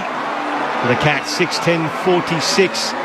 They're back to that 17-point margin with 18 gone to the final term on Grandstand AFL. Yeah, based off a stoppage. A quick kick out of the stoppage. Nothing pretty about it, but that's Brisbane's strength. And they've been beaten in that area to start the first 5 or 6 minutes by Geelong, but they're able to win that clearance, and beautiful aerial mark there. That is one of his strengths in the air. And it was great setup in the forward line too, because they had no one to come off. That Geelong had no cover. One-on-ones, wasn't it? So it was a lot of one-on-ones, so that setup, they had enough time to do it too with Will Ashcroft going off, unfortunately. But meanwhile, Link McCarthy's just gone over to ruffle that very prolific blonde locks. He's still getting some testing on the bench as Will Ashcroft.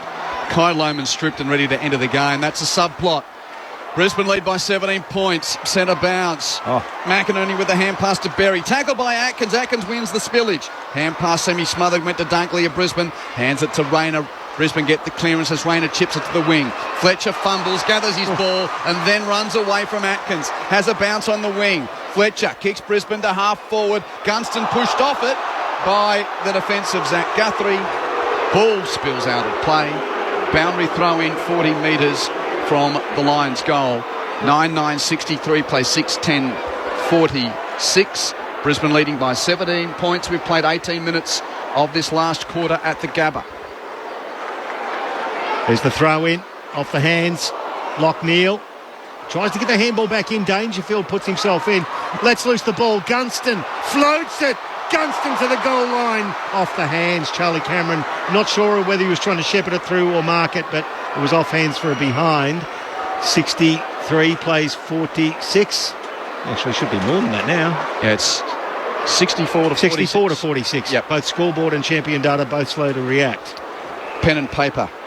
Pricey? Yep. Let's get back to Scrapbook it. works. 3 goals the difference. Cats have got it with Bowes on the short inbound. He's in the left back pocket. 8.5 minutes of playing time left. Bowes with the long kick towards the southern wing. Over the head of the flying Andrews, marked by Oliver Henry. Cats have got it. Just offensive side of the wing. Henry kicks to half forward, looking for Stengel, who's had a dirty day. He's hardly touched it. Marked by Dunkley. 5 touches, Tyson Stengel today.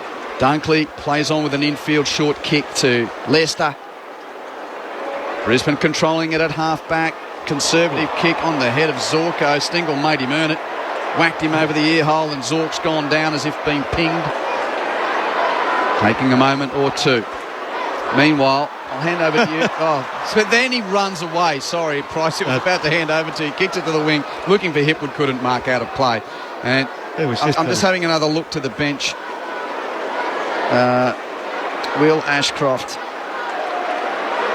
I think, has departed the scene now. Yeah, I think he's gone down to the rooms. Yep, you've only got the 3 at the front of the bench. Some wonderful byplay between Dane Zorko and Tyson Stengel there. Would have been theatre to listen to as McCluggage goes long inside 50. Oh, juggling mark not taken there by Gunston, not paid at least. Ball dragged in underneath there by Zach Guthrie. Nothing doing, says the umpire. Will come in and ball it up 20 metres out. Sitting in the back blocks of the bench. Oh, he's in the back row, so that's not a bad sign. And good maturity from the young man in a distressing time, obviously, as the ball slapped down into the path of Guthrie. He kicks it, bounces away from the corridor. Ryan Lester meets it and just half volleys it with the boot. Kicks it out of bounds on the full. Not a bad effort, that, though. And it's going to be Zach Guthrie with the free kick, and he's going to have it on the arc of 50 where it meets the boundary. Not bad considering, because he was he was outnumbered then, so a chance to defend now.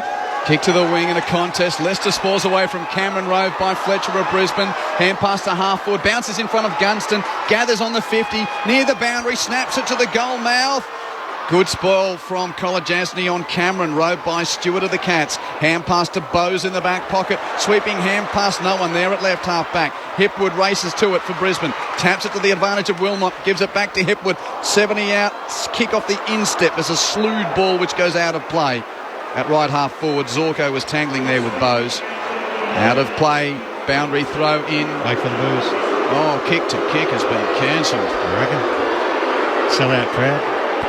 Boo. Good decision. They got to play league here on Thursday. Oh, yeah, sorry, I keep... Don't chop it up for the Bronx Roosters. Yeah, because the rugby league players won't do that. For God's sake, McInerney smacks it down and gets in there to multi-purpose stadium utopia as it comes down to Mitch Duncan. Sweeping handball over the top. Brad Close.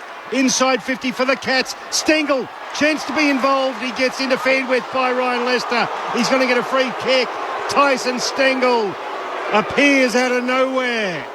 5 touches. He'll get a shot at goal in the left forward pocket. Well, there you go. We've declared him missing in action. This is crucial for the Cats. May not be your day, but can be your moment, as they say. 25 metres out. He's got his back to the boundary line. Facing inboard. Curling it around with the right foot. Has he curled it enough? He has. Cats with a pulse. They're only 2 goals short. The Lions 9-10-64. The Cats 7-10-52. We've only played 23 and a half of the final term on Grandstand AFL. 6 minutes to go. 6 minutes to go. Just that fast play. That's been the difference for the Cats to get back in the game. Since half time, they've just played on as quick as they could. And out of the stoppage, they just get goal side so much quicker than Brisbane's mids, and that's been a bit of the knock on Brizzy's mids. That's why they got Dunkley in here to give them a bit more of that defensive running, but they were able to get freely outside them, handball the ball over there, and then get their forwards able to get out the back. 31 points the lead to Brisbane earlier in this quarter.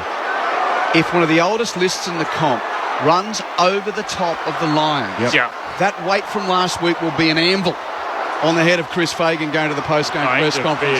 Dangerfield with the clearance from the stoppage for Geelong. Kicks it wide, Stengel's out there, pushes Willman out of the way, wins the football 50 from goal. Wheels on his right, high kick for the Cats, into the pocket. Duncan flies, can't mark. Ball to the deck, Leicester there in the moment of need for Brisbane to kick it clear. Gathered by Starcevic, hand pass to Wilmot. They're still in defence. Hand pass went to McKenna. McKenna's little chip. Took a ricochet of a Geelong foot and goes out of bounds on the full. Free kick to McKenna, just forward of the right back pocket. 5 minutes, 32 seconds left. 2 goals the lead to Brisbane. That really was the luck of the Irish for Conor McKenna there. Long kick out towards centre wing. Off hands. Jack Bowes gathers for the Cats, immediately claimed by Josh Dunkley. Held up. Umpire will come across and ball it up on the Stanley Street wing. Lions by 2 straight goals. 25 gone final term. Off the hands of the ruckman. Lockneil can't pick it up. Dangerfield just went in, extracted the ball. His handball cut off there by McInerney. Then Dangerfield stole it again. Through the hands of Bowes. Now he kicks it towards centre-half forward. Jack Payne defensively gave it to Lohman. Handball back to McCluggage. Tackled, got the kick away. Outside defensive 50. Jeremy Cameron gathers. Little wobbler towards Holmes. Holmes handball there to Bowes. From 50 to the left forward pocket. Close goes to ground. Ball spills. Picked up by Conor McKenna for Brisbane. His wobbler goes to Berry. Berry chips it outside defensive 50 and finds Danaher. That's a relieving kick. Danaher's at right half back. Gathers the ball for Brisbane. 4.5 minutes left in the game. Geelong are just putting a lot of numbers up between the arcs and then just trying to run and steam forward. Brizzy got to be really alert here. Danaher long to the wing. McInerney the target, can't mark. Rove by Rayner tackled. He's Dangerfield. Immediately by Guthrie, ball up. Been big. Huge these last 5 minutes. So this last stoppage, you look at Geelong's forwards, they've only got 3 or 4 forwards ahead of the ball there, so they're trying to get numbers up and then blitz Brizzy out the front. McInerney taps down, Dunkley tackled, but got a hand pass to Berry. Rush kick forward for Brisbane, intercepted by the tattooed Stewart. At half-back for Geelong, Stewart kicks to the middle of the ground and space. Gathered by Holmes in the cricket pitch area. Runs to 60. Kicks to a 2-on-2 in the forward line over the pack. Hawkins chasing back. Ball over the boundary line, beating the veteran Hawk. The Tomahawk throws it back to the boundary umpire where he will toss it in. 10 metres around from the goals. At the western end, 2 goals the lead to Brisbane. 27 minutes played final term. Boundary throw in, Geelong in attack. McInerney clean possession. Hand pass to Neil. Neil tackled by Stengel. Lost the footy. Ump says play on. Neil gets it again. Hands it to Dunkley. Dump kick out of defence. Where's it going to land? On D50. In the hands of O'Connor of Geelong. That was just a hoper. And O'Connor followed the flight. Takes the mark. Man on the mark, 52 out. Chips it to centre half forward. Marked by Duncan. Edge of the centre square. Got to be on alert here. He'll try a short kick. No, he goes to hand pass to Zach Guthrie. Kicks it to full forward. Archie in the way for Brisbane. He is doing it at both ends of the grounds for the Lions. The Lions have been able to get their numbers back, haven't they? Just to clog that V. Had no options there at all. So Cal Archie looking for the options and flares out right. Goes in the Gunston direction. Spoil front and square. McCarthy rove beautifully. His 45 kick to Conor McKenna. Well met there by Bowes. Bowes stays down. McKenna got back up, but the ball's still in dispute on the outer side. Charlie Cameron picks it up. Handball back to McCarthy. In the Danaher direction. Joe couldn't quite take it under pressure there from Guthrie. It's a 2-on-1 now. Guthrie and Stewart. They ended up with the ball. Handball from Stewart to College Asney. He goes long. The game's been stopped for the moment because the ball was about to go back down towards where Jack Bowes was still getting picked off the ground by the physios. So it will be going all the way back prior to centre wing. It's with Max Holmes. Test Brisbane's composure here. They've had opportunities to find an easy uncontested mark, but they're just missing those short targets. There they try and ice it, Matty. Duncan at centre half back for Geelong. Kicks it to Blitzarves. Blitzarves marks. Hand passes to Atkins. Atkins rushed that and tackled by Dunkley. Ball, says the crowd. You betcha, says the ump. Outstanding by Dunkley. Outstanding coming forward off his man. Closed that gap so quick. He could read it in the air, knew exactly where he was going. And a collective sigh of relief around the Gabba. With Josh Dunkley with a chase down tackle. He kicks it all the way backwards to Wilmot at right half back. Marks and kicks it around the wing. Let's see if Brisbane do mark kick, try and hold possession, get the Cats to defend. Zorko with the ball on the wing. Kicks it to half forward and a pack. Beyond the pack, McCarthy for the Lions. Hand pass to Cameron, trying to spring through. Tackled by Stewart. Got rid of it. Ump says play on as McCluggage walks over the boundary line. 2 goals of the lead to Brisbane. 100 seconds left.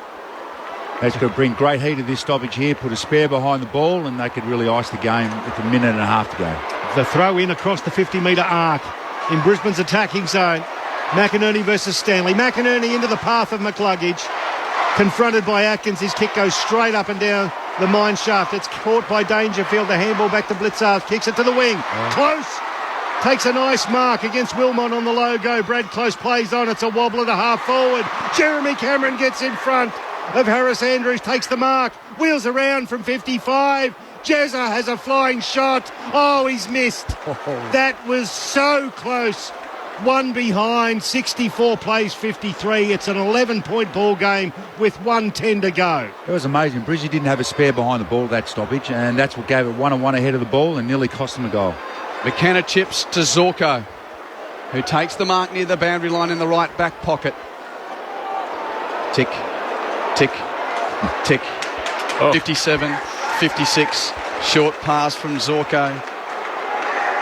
Neil takes the mark. Oh, hold on. Oh. What's going on there?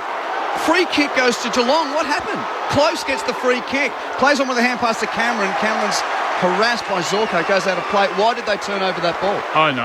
It must have been something down the field. Okay. I didn't see it. But, yeah, it was marked on defensive 50 by the Lions. And then the ump said, give it to Brad Close. He gave it to Cameron. Couldn't create. Tick, tick. 46 seconds and counting.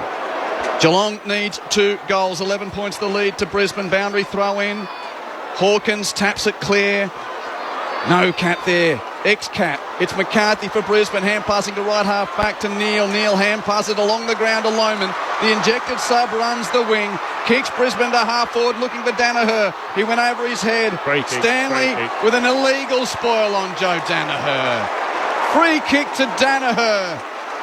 Right half forward, man on the mark, 52 out. Tick, tick, 23 seconds, the clock stops. And surely the Lions can't choke on this one. Joe's got the ball at right half forward. And the ump says, righto, you can start the clock again. Tick, tick, 10 seconds and counting. Danaher will roost on goal as the full-time siren sounds. The Premier's title defence takes another hit as Danaher kicks at the end of the game. It won't be a score, but the score says enough for the locals. Brisbane win it by 11 points. Lions 9-10, 64. Cats 7-11, 53. We are the pride of Brisbane town. We wear the roll, blue and gold. We will always fight for victory, like Fitzroy and Bears of old. All for one and one for all. We will answer to the call. Go Lions, Brisbane Lions, we'll kick the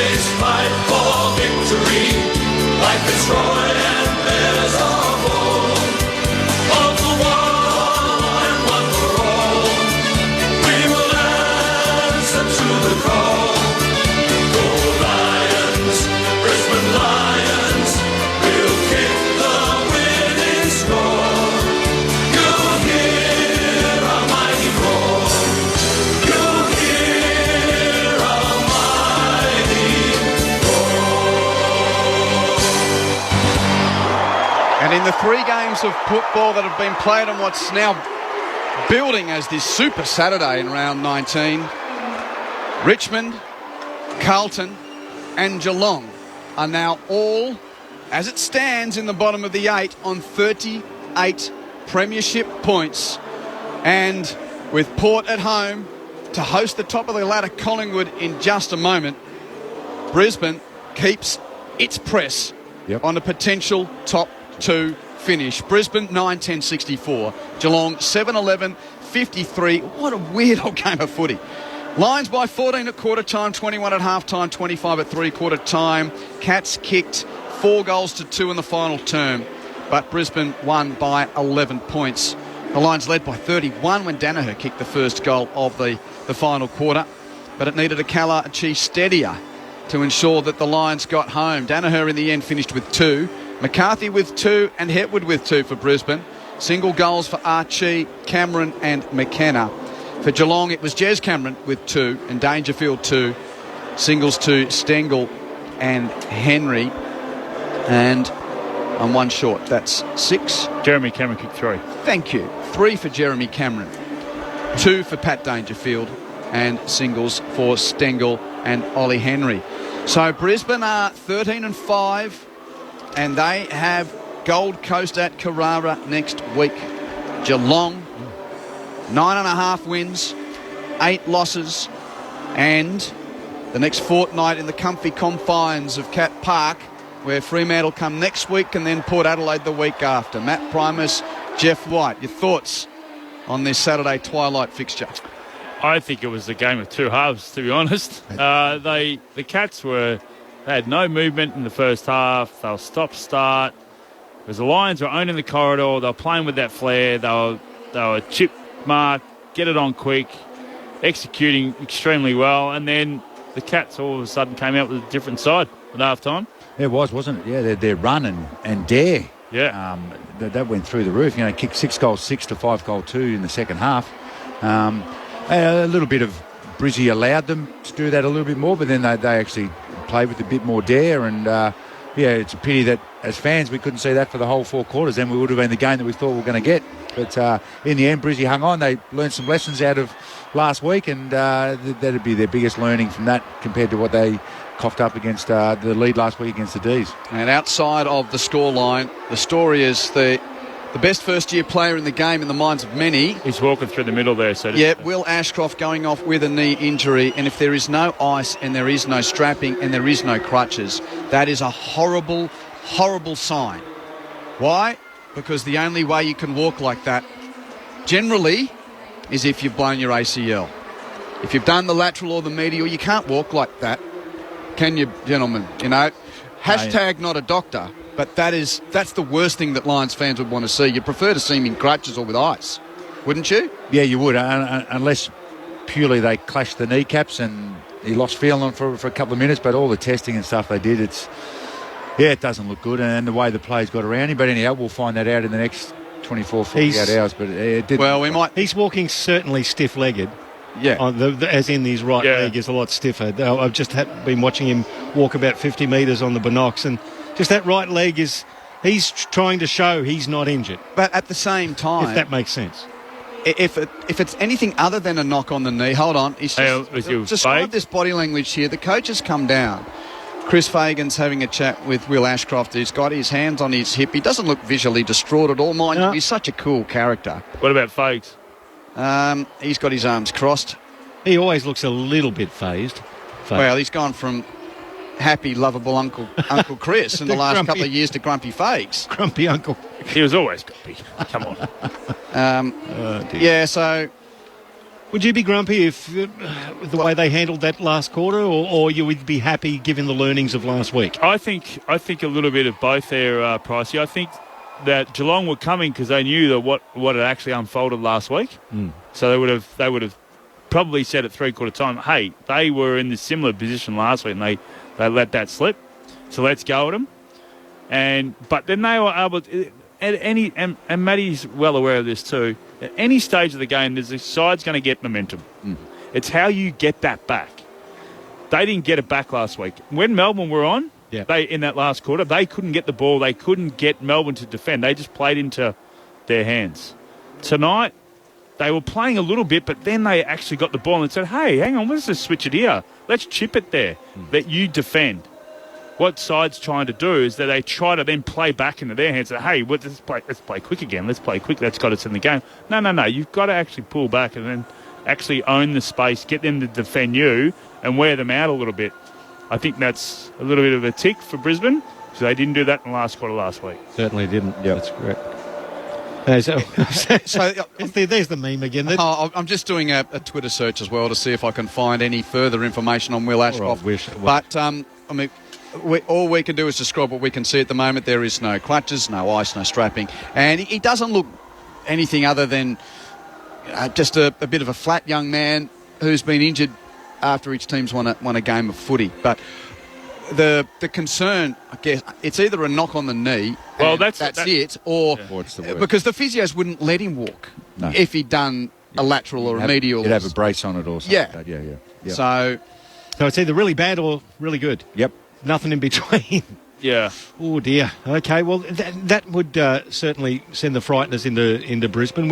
He's become an integral part of the midfield for a first-year player. Absolutely. Oh, him and Fletcher. Play inside, go the wing, play a bit of half-forward, and absolutely. Yeah. Ball use, smarts, and courage for a young man. So the Lions are just about to leave the ground. The Cats have departed, repeating 9-10-64 to 7-11-53 is the final margin. So Geelong, Richmond and Carlton all on 38 premiership points. Geelong's percentage is far superior. Cats best part of 123, Carlton 116, Richmond basically right on 100. So 6, 7, 8 on the live ladder as it stand, with the Saints and Giants hoping to reclaim possession of their spots in the 8 with their games tomorrow. And for the majority of you, we're heading to Port Adelaide and Collingwood shortly. And if you're listening to us through local radio in the West, it's Freo and Sydney. Of course, News Radio in Sydney, Canberra and Newcastle. Also going to the Swans game, but you can always make your choice via the ABC Listen app. If you are wondering as well, the state of the weather in Manchester, it's wet. Yay. It's wet. I don't think there'll be cricket for the first portion of the evening. Let's spend a moment talking about Geelong. What was that all about? I just think they came to play in the sense of the hardness around the contest, but they went away from their actual game style, in my opinion, in that first half. They were too stop-start. They would switch the play and then they'll look down the line and there was no movement in between the arcs, and then all of a sudden they just bomb it down and Harris Andrew just go bang. Or are we looking too far beyond the ball stats, which I'll get to in a moment? Here's the lines in the room.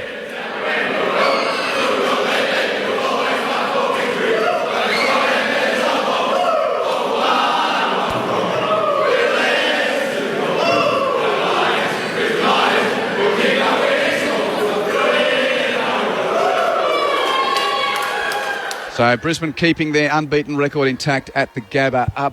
Contested possessions, Brisbane 140, Geelong 104, plus 36. Clearances, Brisbane 49, Geelong 22. Lockneil with 10. That was the tail of the tape in the first half. I reckon Brizzy's style stifled Geelong to a large extent, but your ability to keep playing that way and keep pressuring him, it's hard to do that for 4 quarters, and good teams respond, and then they changed up a couple of things to try and get some more run, and that got their scoreboard going and got their forwards up and about. But I reckon that the first half was a little bit of Geelong, but I reckon I'll give credit to Brizzy how they played and stopped Geelong playing. It's not easy for the Cats the next 5 weeks. No.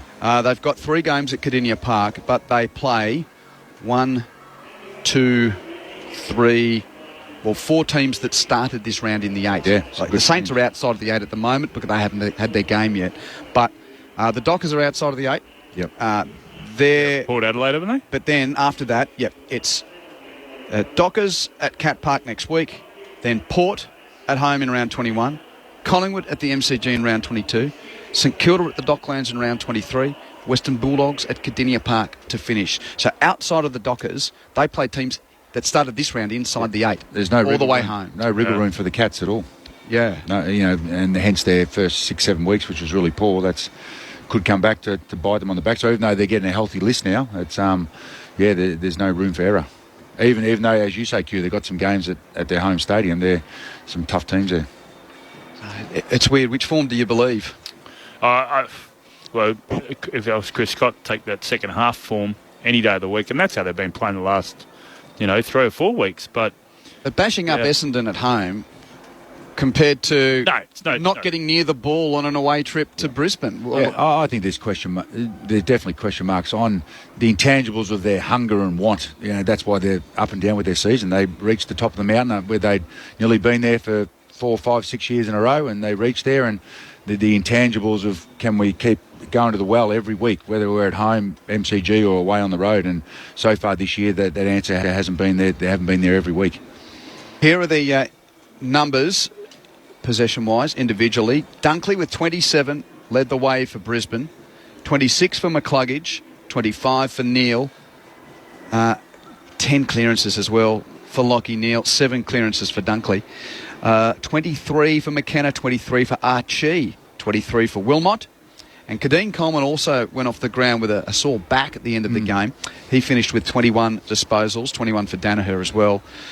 For the Cats, it was Tom Stewart with 25 in the back line leading the way. Jack Bowes was hurt at the end of the game as well. He finished with 24 disposals, 23 for Mitch Duncan, 18 for Blitzarves, 18 for Guthrie, and 17 for Dangerfield, Smith and Toohey. Overall, Brisbane's 373, Geelong 335 as far as possessions are concerned. So plus mental mass 38 for Brisbane. And again, just reiterating, contested possessions, not much in that in the end, 105 to 101, Brisbane over Geelong. But clearances, 49 to 22, contested ball, 140 to 104, and the inside 50s, only plus 6 in the end in the difference, 54 to 48. Yeah, they had 15 at half time, the Cats. So Geelong had 20 to 10 in the final term. So just double the inside 50s and just couldn't quite hit the scoreboard with that. So half of their inside 50s for the game were in the last quarter. Last quarter, yeah. So where have you got Geelong now? The win over Melbourne was a really good one at Cardinia Park. Then they go to Sydney and draw a game, which both teams were really average. And Sydney probably should have won that, Q, with the amount of shots they had. In all due respect to North Melbourne and Essendon, the competition does not take much sort of solid gravitas evidence out of 2 10-goal holdings at Cardinia Park for those two teams. And I'm not trying to be disrespectful. You learn something every time you go to the footy, but the longer you go in the season, you learn more about the haves and have-nots, and margins become less important in the games. It's about what we saw between Brisbane and West Coast last time they played here. Today was a different sport. You take nothing out of what Brisbane did against West Coast, which is a long way to try and justify the argument. Do we take not much out of what Geelong did at Cardinia Park to North and Essendon the last couple of weeks? When the heat was on early, when the game was on the first quarter, first half there, that's where Brisbane stood up. They were much harder at the contest, Q. So that's a big step for them, considering they got belted by Geelong in the prelim last year. They've been able to, and from what happened last week, so there's a lot of ticks there. There's a lot huge improvements from perspective of Brisbane. Get your votes in just a moment. Quick whiz around the grounds. If you are just tuning in, the drama from the MCG earlier today, Richmond coming from 6 goals down late in the third quarter to beat Hawthorn by a point. Liam Baker kicked the telling goal late, but lots of storylines there. Richmond 14-12, 96 to Hawthorn 15-5, 95. Charlie Curnow with 10 goals for Carlton as the Blues beat the Eagles by 71 points at Docklands, 21-14, 140 to West Coast's 10-9, 69. And a couple of games to come in a moment, Dockers, Swans and Power v Magpies. In the NRL today, the Sydney Roosters beat the Gold Coast Titans 36 points to 18. Newcastle's just defeated the Storm. That's a big win for the Knights and the Hunter. 26-18 the final scoreline there. North Queensland and Parramatta to do battle in just a moment. And there are 4 games in the Women's World Cup today. Earlier, the United States defeated Vietnam 3-0 in Auckland. Then in Hamilton, it was Japan 5 over Zambia 0. Shortly in Brisbane, The Lionesses, England, will take on Haiti. And later this evening in the West, Denmark taking on China. And reiterating, we don't expect to play anytime soon in Manchester. Covers are down, it's raining there. Australia's deficit is at 162 at 4 for 113. Let it rain. Let it rain. Let it rain. Votes, gentlemen, 3-2-1 for the ABC Footballer of the Year. Yes. For Brisbane's 11-point victory. We give one to Archie. I think we mentioned him quite a few times during the game. Terrific as a forward. Went down and played on the wing on a few occasions, went down half-back, 23 possessions, which is would be close to a career high for him. Arguably 1 goal, really tough in the air and tough. That vital goal right at the end. At the end, yeah. Right at the end. Terrific and brought really good energy the whole game. Didn't drop in and out of the game. 2 to Stewart. I thought he held up really well in the first half when they were under the pump, the Cats, and repelled a lot of Brizzy's forward 50 entries. And then in the second half when they tried to get him behind the ball and get him running there, 450 metres gained, 25 touches, and 3 to Dunkley, 7 clearances, 16 contested possession, 8 tackles, and that territory and clearance battle which Brizzy won, he was certainly a key driver in that. And also his work rate away from the stoppages too, which is a highlight of his game. So Dunkley with the 3 votes, 2 to Tom Stewart in defence for the Cats, and 1 to Callum Archie, who he has been an interesting watch in his time at Brisbane. As Pricey spoke about during the call, he's extended his contract. I sort of thought, well, is he going to be a permanent forward at Brisbane? Well, is he going to be a permanent back? I think they just finally used him as a utility today. Yeah. Down back, down forward, played a role early on... Who was it that he... Jack Bowes. I think Guthrie had him at some point when he played a half forward. Then he went on the wing against Max Holmes. And then he just covered a lot of ground. I think the big thing for Cal is being involved in the game for 4 quarters. He'll have a good quarter and more of a highlight package stuff, and that's been his career. But like tonight, he was involved from the first quarter right through to the last quarter with that important goal, as you mentioned, Whitey. And I think that's the key to his growth and continuing to stay in this team. Yeah. We've got 1v2 coming up, so why don't we take a moment just to look at that before we farewell you from the Gabba and send you your separate ways. Of course, Freo and Sydney coming up in the West as well, and no disrespect to the Dockers and Swans, but the majority of the competition's eyes will be on the Adelaide Oval tonight for the battle of the black and whites and the splash of teal as well. Who's got more to lose tonight? Port at home.